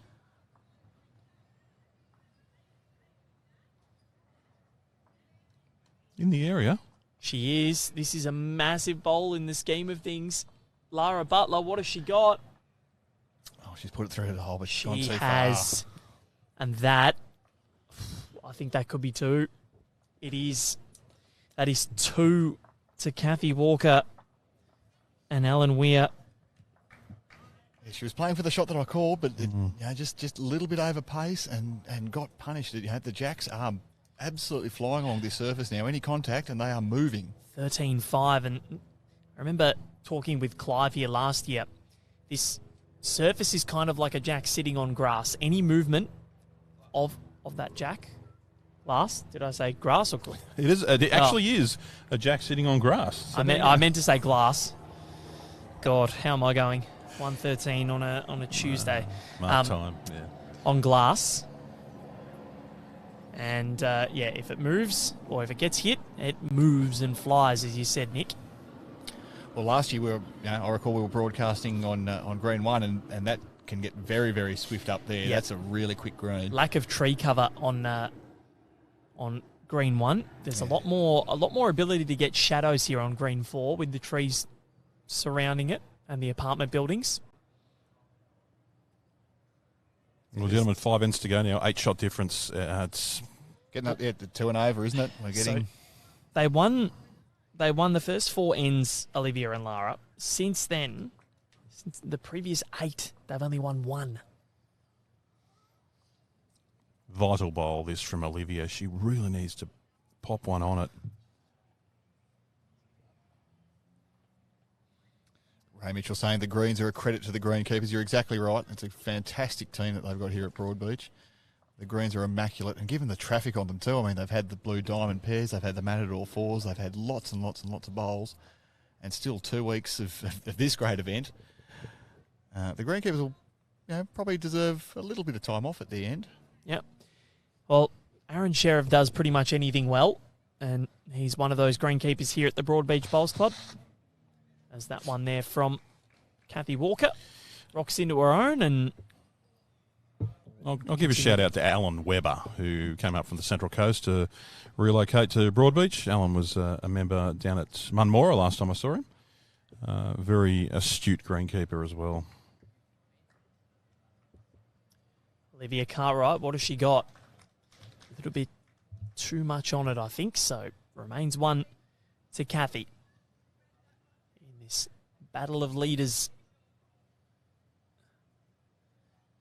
Just mightily unlucky on the last two ends there, Olivia and Lara. Bowls can be a demoralising sport at times. At the moment, not for Kathy and Ellen. There's great leading here from Kathy. Well, Hayden Harper said in the comments, the luck will roll, but there's not much time for the luck to roll though now, is there? I mean, like we said, there's 5 ends to go. And you need 8. Now we're looking at nearly 2 and over.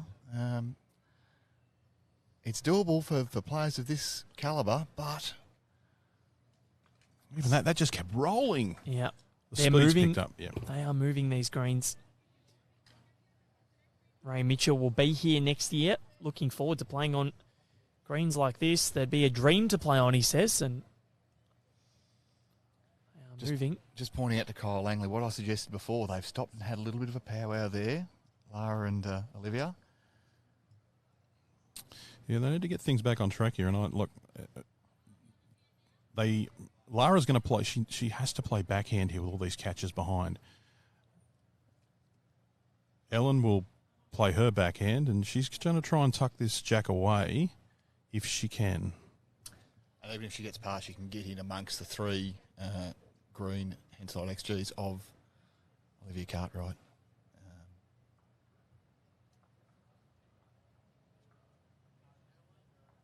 That's a great effort.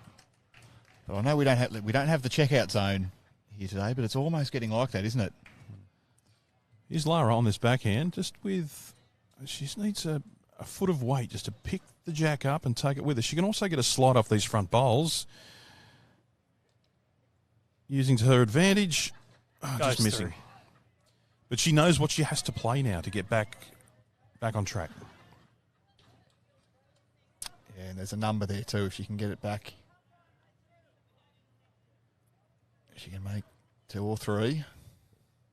Can only imagine the reception that Kathy and Alan will get by the parochial Hampton Bowling Club cheer squad behind them if they can salute here. I'm thinking keys to the city. Or keys to the city, maybe keys to the suburb. Ticker tape parade. Like Alan Ryan got in Goulburn last year. Commonwealth Games, winning around at the Australian Open. Come on. She had a few good things too. She got the Ellen Ryan Gateway to Gold at the Goulburn Railway Bowling Club. That's where she started playing. As we see, needs to get down here. She's got to get down. She's close though. She can get. Keep rolling. Keep rolling. Lara keep Butler, rolling. did she get there? Maybe just no. She's got one more to correct. But she has a bowl there that she can advance, Nick. That's the key. And if she advances it too, there's a chance that she can get off that bowl, she can advance it, and she can get it across on the right-hand side there. There is a number of catches there which belong to the Butler and Cartwright team.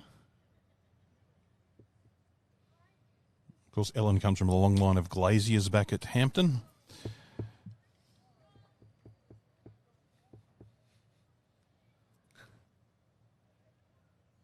Yeah, I know.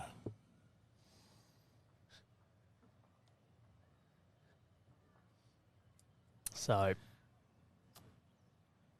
Ellen Weir. They're holding at the moment. That one won't do anything to disturb the scoreboard.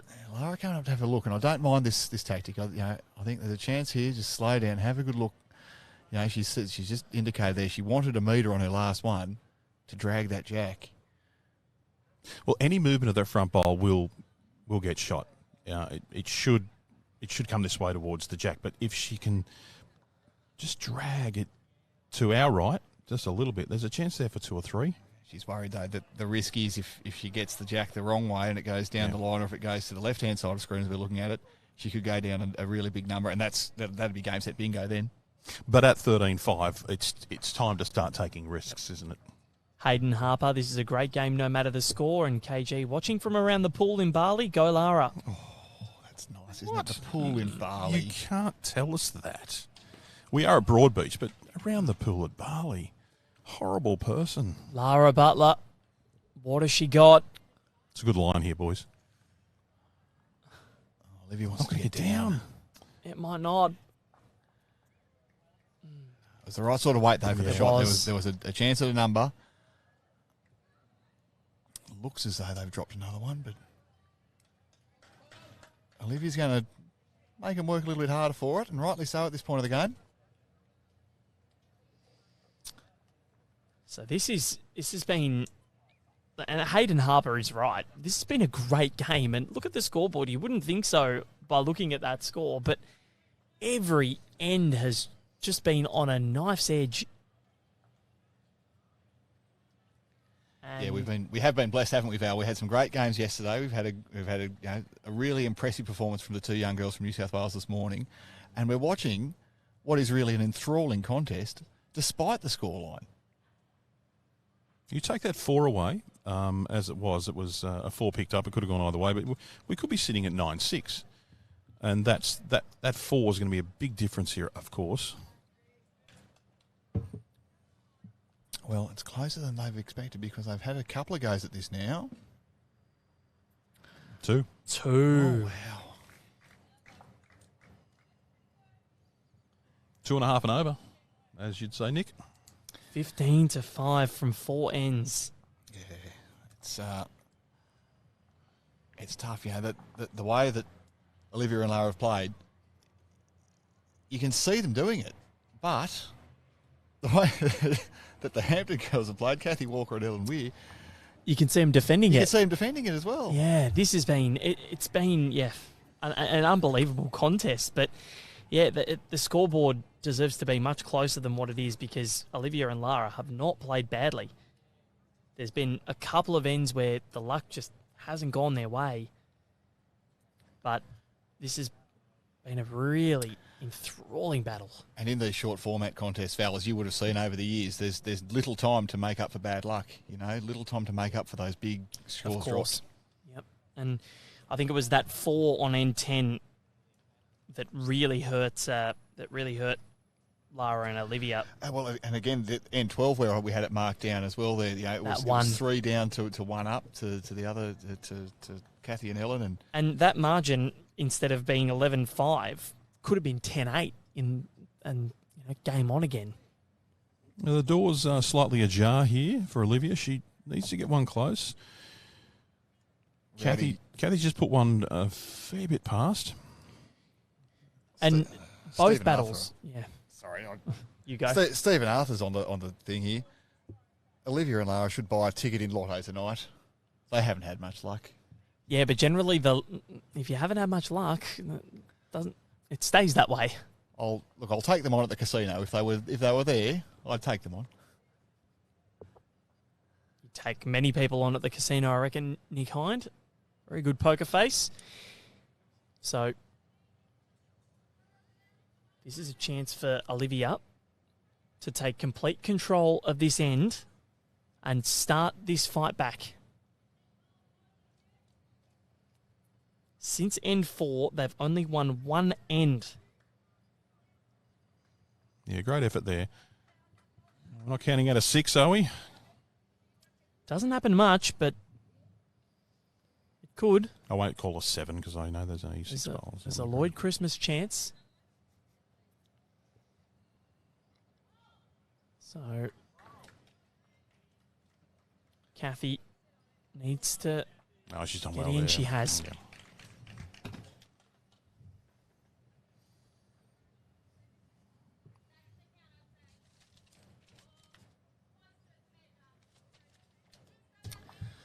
Taylor de Greenlaw and Louise Cronin, who we called in the earlier game, they've just come off the green with another win. See them shaking hands in front of us. But this game here, it's well set up. It's well set up for Lara to come in and make a number again. You know, she can get through on the forehand and get a turn through that blue bowl. So they've won 5 ends to the 9 of Kathy and Ellen, but they haven't scored a multiple this entire game. It's remarkable, isn't it? It's unbelievable, and it just shows that, you know, Kathy and Ellen have just always had one in there. And you look at the leading pattern there from Kathy. 2 was sort of way off, but then she makes that correction, and she's had that ability to do it in every single end of this match. Probably a little bit of byplay there. I don't know if it was intentional, but Lara just made Ellen wait, even though it wasn't her mat. But whatever she did, it did put Ellen off slightly. I think they were just confirming the scorecards. I also she was reaching for the back of the rink for her card. I like the byplay call. What have we got here? What have we got here? Crashes in. Once again, she wanted it to get down, and it hasn't made it much better for her. There's a chance to dig it out on the backhand now. She has to come to the backhand, yeah. Yep. I think backhand onto Olivia Cartwright's bowl, onto Jack. Squirt the Jack away, possibly for 3. We need to see what Ellen Weir does here, because it's tight a line. It's a pretty lonely situation, though, for her team's bowls. There's not much near the Jack. This one's going to improve things dramatically. Yeah. Gets off a couple there. Well, do you stay now on the forehand and try and take both through? Both. Oh, she's doing it over to the backhand. Left-hander, of course. Well observed. I got that wrong before, so I had to make sure I corrected myself. Lara Butler. What can she conjure up? Needs to get down. She's conjured up something beautiful. Yeah. The challenge is here, though. One's not enough. It really isn't at this stage of the game. So she's going to have to look to whether it's promoting the green bowl in front, getting down to the red bowl and pushing that through, getting down to her white bowl and pushing both the red and the blue through. There are a lot of catches out here on the right-hand side. That's what I'm saying, yeah. Maybe that backhand is the right bowl. If she misses, she can sit on the red. If she gets the kitty, trail it through for a couple plus. Ellen Weir just stepped off there. She's probably conscious of the importance of this bowl. While the scoreboard's very much in her favour, there's an opportunity. She looks a bit tight on this. Yeah. Opportunity now. Big opportunity. Oh, that has rolled the bowl, the front bowl of Olivia's to the left a little bit. It's taken away that swinging shot. It has, yeah. I like the forehand now, trying to get the split between the red and the blue. If she can, there is a huge opportunity here to make a number. Looks like she likes her on the backhand still. Lara Butler. Well, the green bowl can still go up. There's a green bowl at 11 o'clock. That can still go up. And they could pick up a number here with the correct bowl. Big number here, and there is an opportunity. And she's playing for that front bowl. She's close. She's very, very close. How's the luck this time? Just squirted the Jack to the other side that she wanted, but they will still score, and it'll be 1. Wasn't what they wanted, but at least they do have control of the mat. Still an opportunity to win. 9 behind with 3 ends to go, but they need to score 3 and end to even tie it. So 3 and a bit and over, as Nick Hine likes to say. But they just needed something to go their way. Well, it was so close too. You know, she played it with great weight. Yep. She got the front bowl. She got the front bowl onto the Jack, and it just squirreled to the other side. Now, you do need a little bit of luck in these games, and if it's not going your way, it just really isn't. I would have liked to have seen the girls go minimum length here just to change it up because it's something we haven't played yet. They don't know what Ellen and Kathy can do at minimum length. But they've gone a standard 3/4, a social length, as you call it, Nick. 3 ends to play. This Australian Open, AP up proudly supporting it and helping you live the good life and play bowls. And Jeff Tiley saying it's a quality game, and it certainly is. Scoreboard's certainly not reflecting the closeness of it. But a lot of people gathering around here in Rink 22 at the Broadbeach Bowls Club.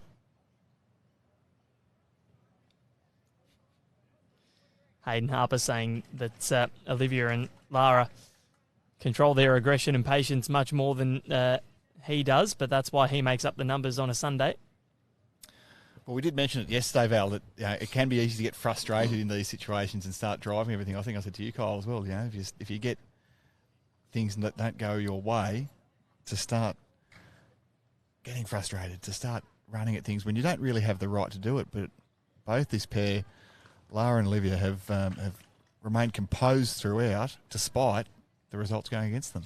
Yeah, I'm looking at this end here. Look, it's Captain Obvious, but they need to walk off and the changeover here, and they need to hold at least 2 for them to be a chance. Because they will have the belief. They know that they've been in every end. There's been one that got away from them. That was a 4 that they scored, that Kathy and Ellen scored. But a 2, 1, 1, 1, 1, 1, 2, 2, they've been thereabouts. But when Kathy Walker's doing that, it's hard to combat. Definitely one there to Kathy. Olivia can't be short of the Jackie. She's got to get past the Jack. Even if she doesn't make shots, she can't be short.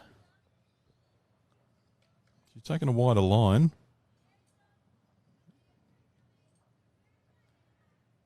And this is an issue here, short bowls. It's very hard to make numbers with short bowls.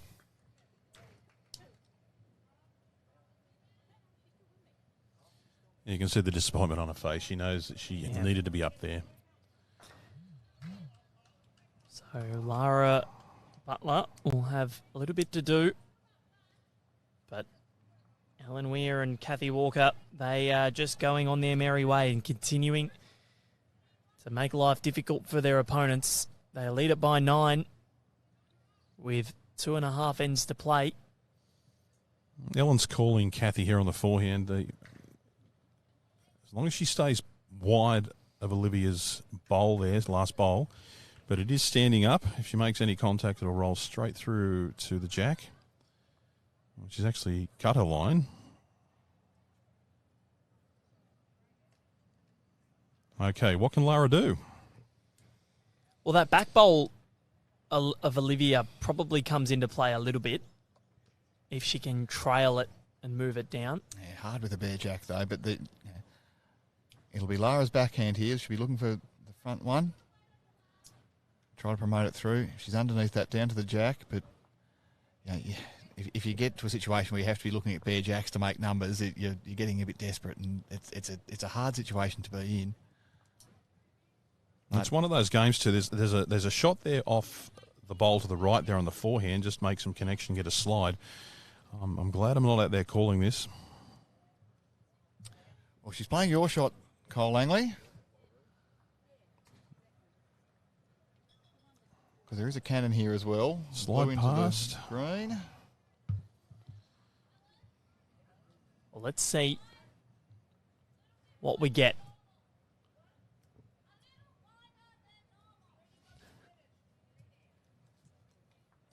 Loud instructions coming from Kathy Walker, saying a little wider than normal. She's been most expressive. It's good fun having somebody with a bit of personality on our rink, Val.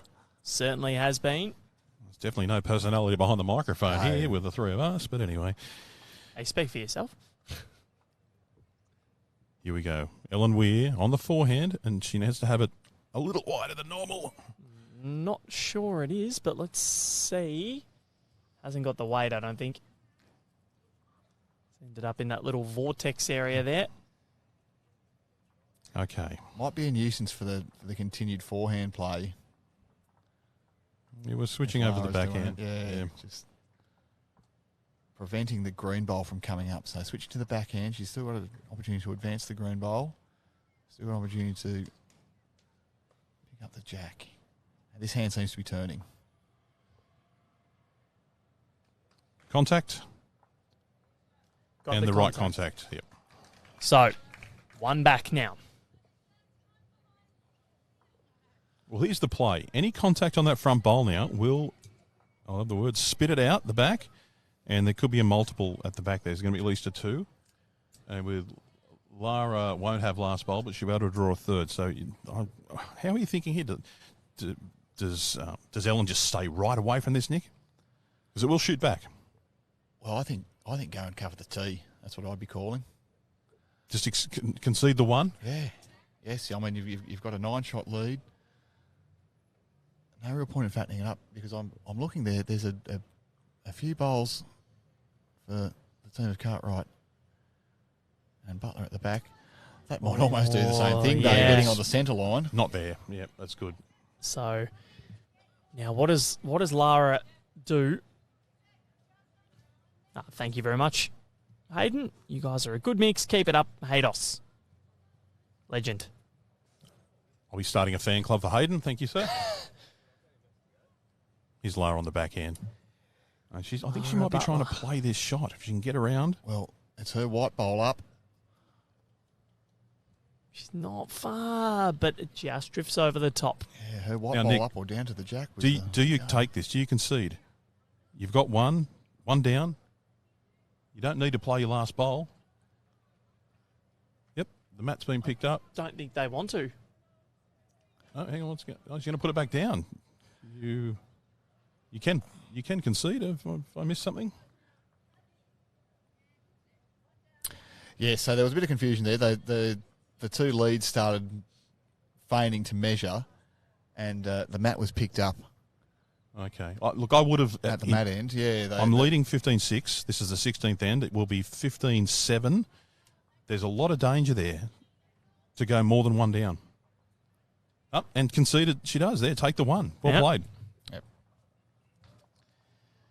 I'll get a chance to skip one day, mate. It's sensible because now it's 8 shots required. 4 and over to even tie it, Nick. Yeah, well, we just heard. So Lara just said middle. So again, looking for a shorter length, looking for something different. And Etienne Van Rooyen watching from Pretoria in South Africa. Very cold apparently at the moment. Good to have your company. I don't mind this sort of tactic either because it does mean if you're quick, you can set up, and it's a drill that clubs do. When you're looking, it's the last end of a pennant game or it's the last end of a game and you need to make a 7, get a lot of bowls at the back and then put the jack in the beach. There's ways to do it, and in this format where there is no dead ends, if you get a cluster around the tee and then kill it, there's a chance to make a number that way too. So. Yep. I would have liked to have seen the ladies come up, right up, play minimum length, give themselves a metre, put it on the tee, and then wait for mistakes. Handy start there from Olivia. The sad thing is, though, they haven't made many mistakes, the Hampton team, have they? The Hampton duo. They haven't at all. And look at the ends that Olivia and Lara have won. They've won 7, all singles. Yeah. That would almost never happen. Kathy's been a star. She's led beautifully. Yep, and again, as it was in the last match, with Taylor de Greenlaw probably being the best on, I think I would give it to Kathy Walker as well. I think it's a tie at the top. Ellen Weir has just played some magnificent skip draw shots. She's played extremely well today. She certainly has, but there is still a chance for these two to mount a comeback. Here we go, holding 2. This is what Lara needs when she walks to the match. She needs to have a multiple under a belt so she can work with them. And a bit of a cluster too, so there's a chance to get the number. Yeah. Like I said earlier in the broadcast, there's almost always 2 shots available. There's almost always a chance to make a small number, but when you're looking at making 4s, that makes it really hard. And this is what I was talking about with getting the bowl to the tee and not being disrespectful with an inexperienced lead, 15 months in. They've got the opportunity of either they look at the tee and go, oh, I don't want to go in the ditch. I'll either be short or they go long like that. So that bowl would have been in the ditch. But here we go, Olivia, 3. Now, this is great bowls from Olivia finishing Cartwright. well. Now, just quickly, Troy Jameson asking, who's playing next today for us? Jenny Jones and Sian Leslie Smith from WA against Melanie Lestrange and Deborah Quick from New South Wales. Section 32 action coming your way, 2:30 p.m. Australian Eastern Standard Time. How important is this bowl, Nick? This is really big in the context of this match. Well, it's wide, it's quick, and it's given an opportunity. Wow. And you can see the way, look, Kathy Walker's been very positive today. She's been very energetic, but she's looking almost apologetic now. Bit of a bereft walk up the green to her skip, but now the opportunity is there. That's probably, no disrespect, that's probably the worst end she's played of this match. And there's a cardinal sin there. Lara's on the mat, ready to bowl, and the ladies from Hampton are having a chat. Ooh, and Lara was very quick then. She got to the mat and wanted to release. Get on with it. Well, I don't think it's disturbed her too much because she's close. Very close. Stay in there. Needs to stay in. Oh, gee, she wanted that to go down the line for 4 there. I mean, she's got 4 now, but if it had gone straight down the line, as we're looking on our screens, that would have been much harder to get at. As it is. And just for our viewers at home, Nick, that etiquette in regards to the skip with the mat. Both skips should be back there in time for the skip to play. Ellen Weir. What has she got? She needs one in there, and it's not far away. Oh, well. That's tremendous. And it's sitting right on the jack too. I think she's got to try to edge this out. Play with some reasonable weight. Try to get a bit of it. Get it away. It can go, from this angle, it can go without disturbing the jack. Has to go. I think that's what she's going for. It's controlled weight. How close is she? Won't be there. But. Exactly. That's a big but. There's 5 there now. Yeah, she's got 5 seconds. Ellen Weir cannot afford to be wayward. If you're Kathy Walker, just get me one right in the middle of that pack, please. Take second or third shot there. That's all you want to do. Because genuinely there is a chance of going down 6 here. I don't know what Lara's form is with heavier weight, but I'd like to see something a little bit heavier on her next shot, depending on what Ellen does here. Well, the risk is, though, the more weight you play, the more of your own that you can disturb, and she does need all those bowls really to count if they're going to be a chance of winning this game.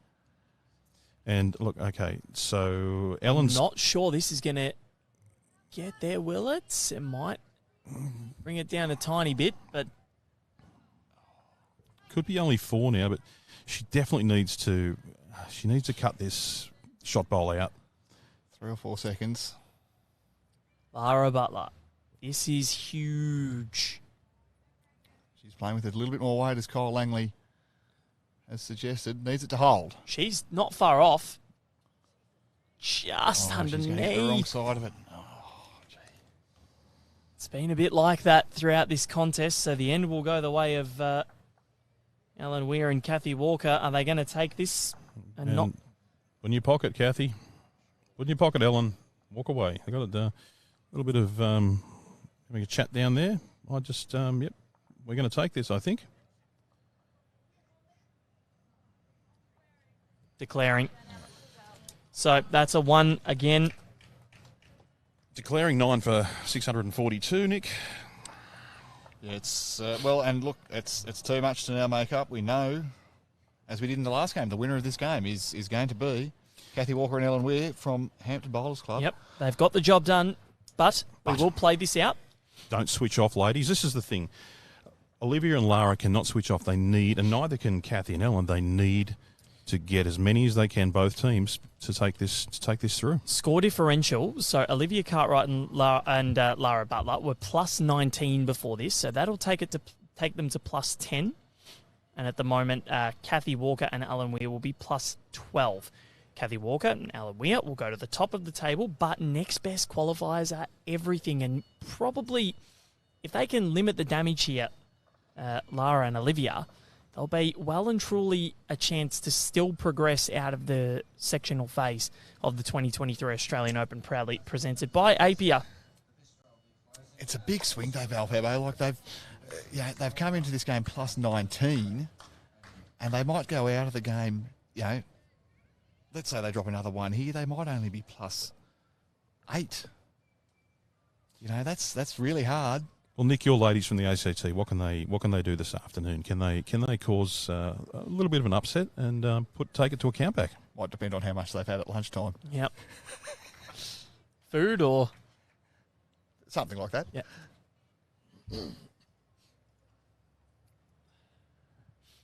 No, they're a very good club. Yes, they were the winners of the Grade 2 ACT flag this year, and I understand that the party's only just recently finished up. That was about 3 weeks ago. You've got a few clubs around the area there that are part of the ACT setup, but they're from New South Wales. Queanbeyan, is Queanbeyan one? Correct. Two Queanbeyan clubs. Yes, Crookwell, Goulburn Railway are all playing in the ACT competition, despite geographically being in New South Wales, but makes sense for them. A little bit less travel and some opportunities to play against teams that they wouldn't have been playing with had they stayed in New South Wales. But we'll get to the end of this one here because I'm fascinated to see how this is going to finish up. So I am really I. am. I'm fascinated to see the reaction of the Sea Dragon ladies. I shouldn't call them Sea Dragons. From the 2 Sea Dragons that are here, how they react after this victory. 1 to Olivia Cartwright at the moment. With 8 bowls to come in this contest. We know the result. We know that Kathy Walker and Alan Weir are going to win and go top of the group. But what will the margin be? How can Olivia and Lara limit the damage? Lockie Williams will have the camera, I'm sure, locked on Kathy Walker for the end of this game. She's been so expressive. And has played a great standard of bowls. She's got second, third and fourth there off favour. So we come down for the changeover.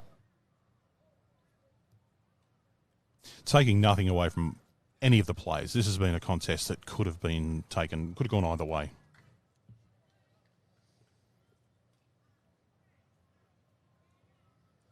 Of course, the Australian Open, proudly supported by Major Events Gold Coast and the Queensland Government through Tourism and Events Queensland, helping us put together this festival of bowls.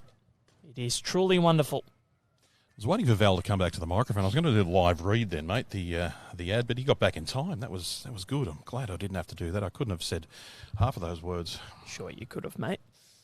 You are powering through. You're motoring along. Only a few stumbles today, Kyle. You're doing okay. Yeah, it's just lack of sleep, but that's another story. But our last end, heading back towards the Broadbeach United Soccer Club, the home of the Dolphins, the Dolphin Tank over there, of course. No honorary memberships come through yet. I'm surprised. You give him a lot of love. As Alan Weir, what's she done? Has she popped one in for shot? Gee, it got back well. Wow, it did. They're moving now.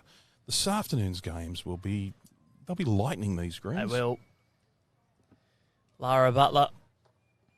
What have we got? I think they're holding 2 here. The Cartwright Butler combination needs to be up. They haven't scored a multiple yet in this match. So I'm sure with their last end, they would love to get one. I'm thinking 3 there, boys. I think 3. I reckon 2. It's at least 2. But could very well be 3, like you're indicating there, Kyle Langley. Ellen Weir cannot switch off here. She needs to get one close. These margins will be so crucial when the pointy end. That's depending if they have a mishap in the next game.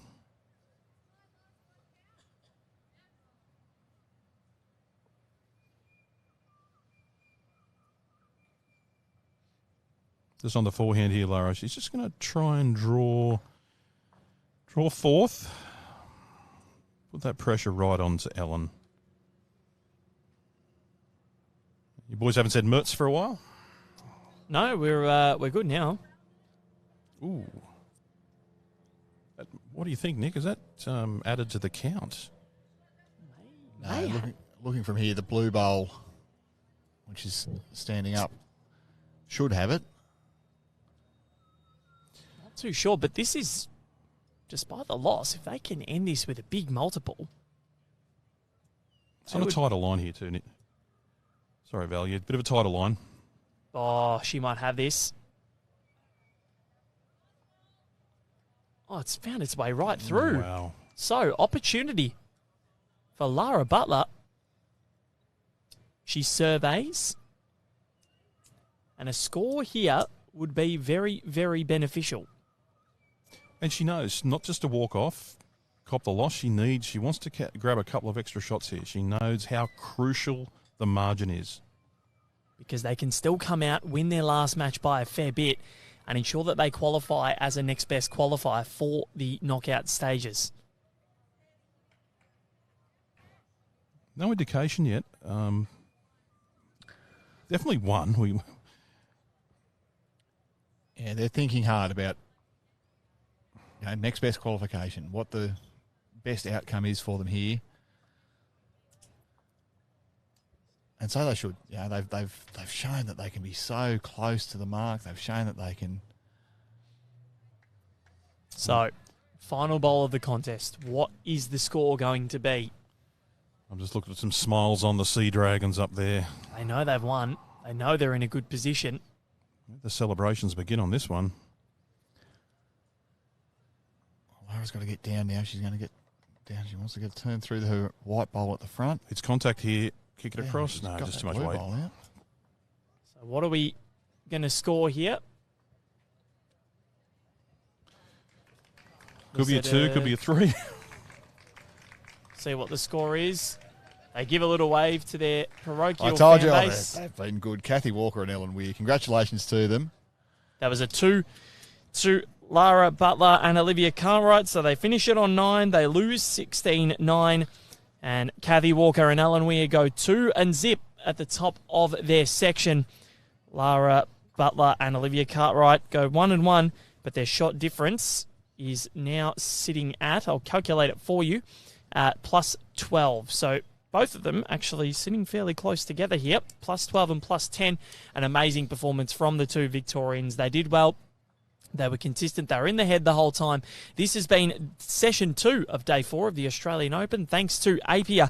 And Apia are proud to support the event volunteers and officials, and also with thanks to Australia's Gold Coast and Tourism and Events Queensland for helping us put this event on. It has been absolutely wonderful so far, and we look forward to plenty more action coming your way the next session at 2:30 p.m. It's been Val Febo, Kyle Langley and Nick Hine. Thank you, gentlemen, for your efforts. We'll see you soon.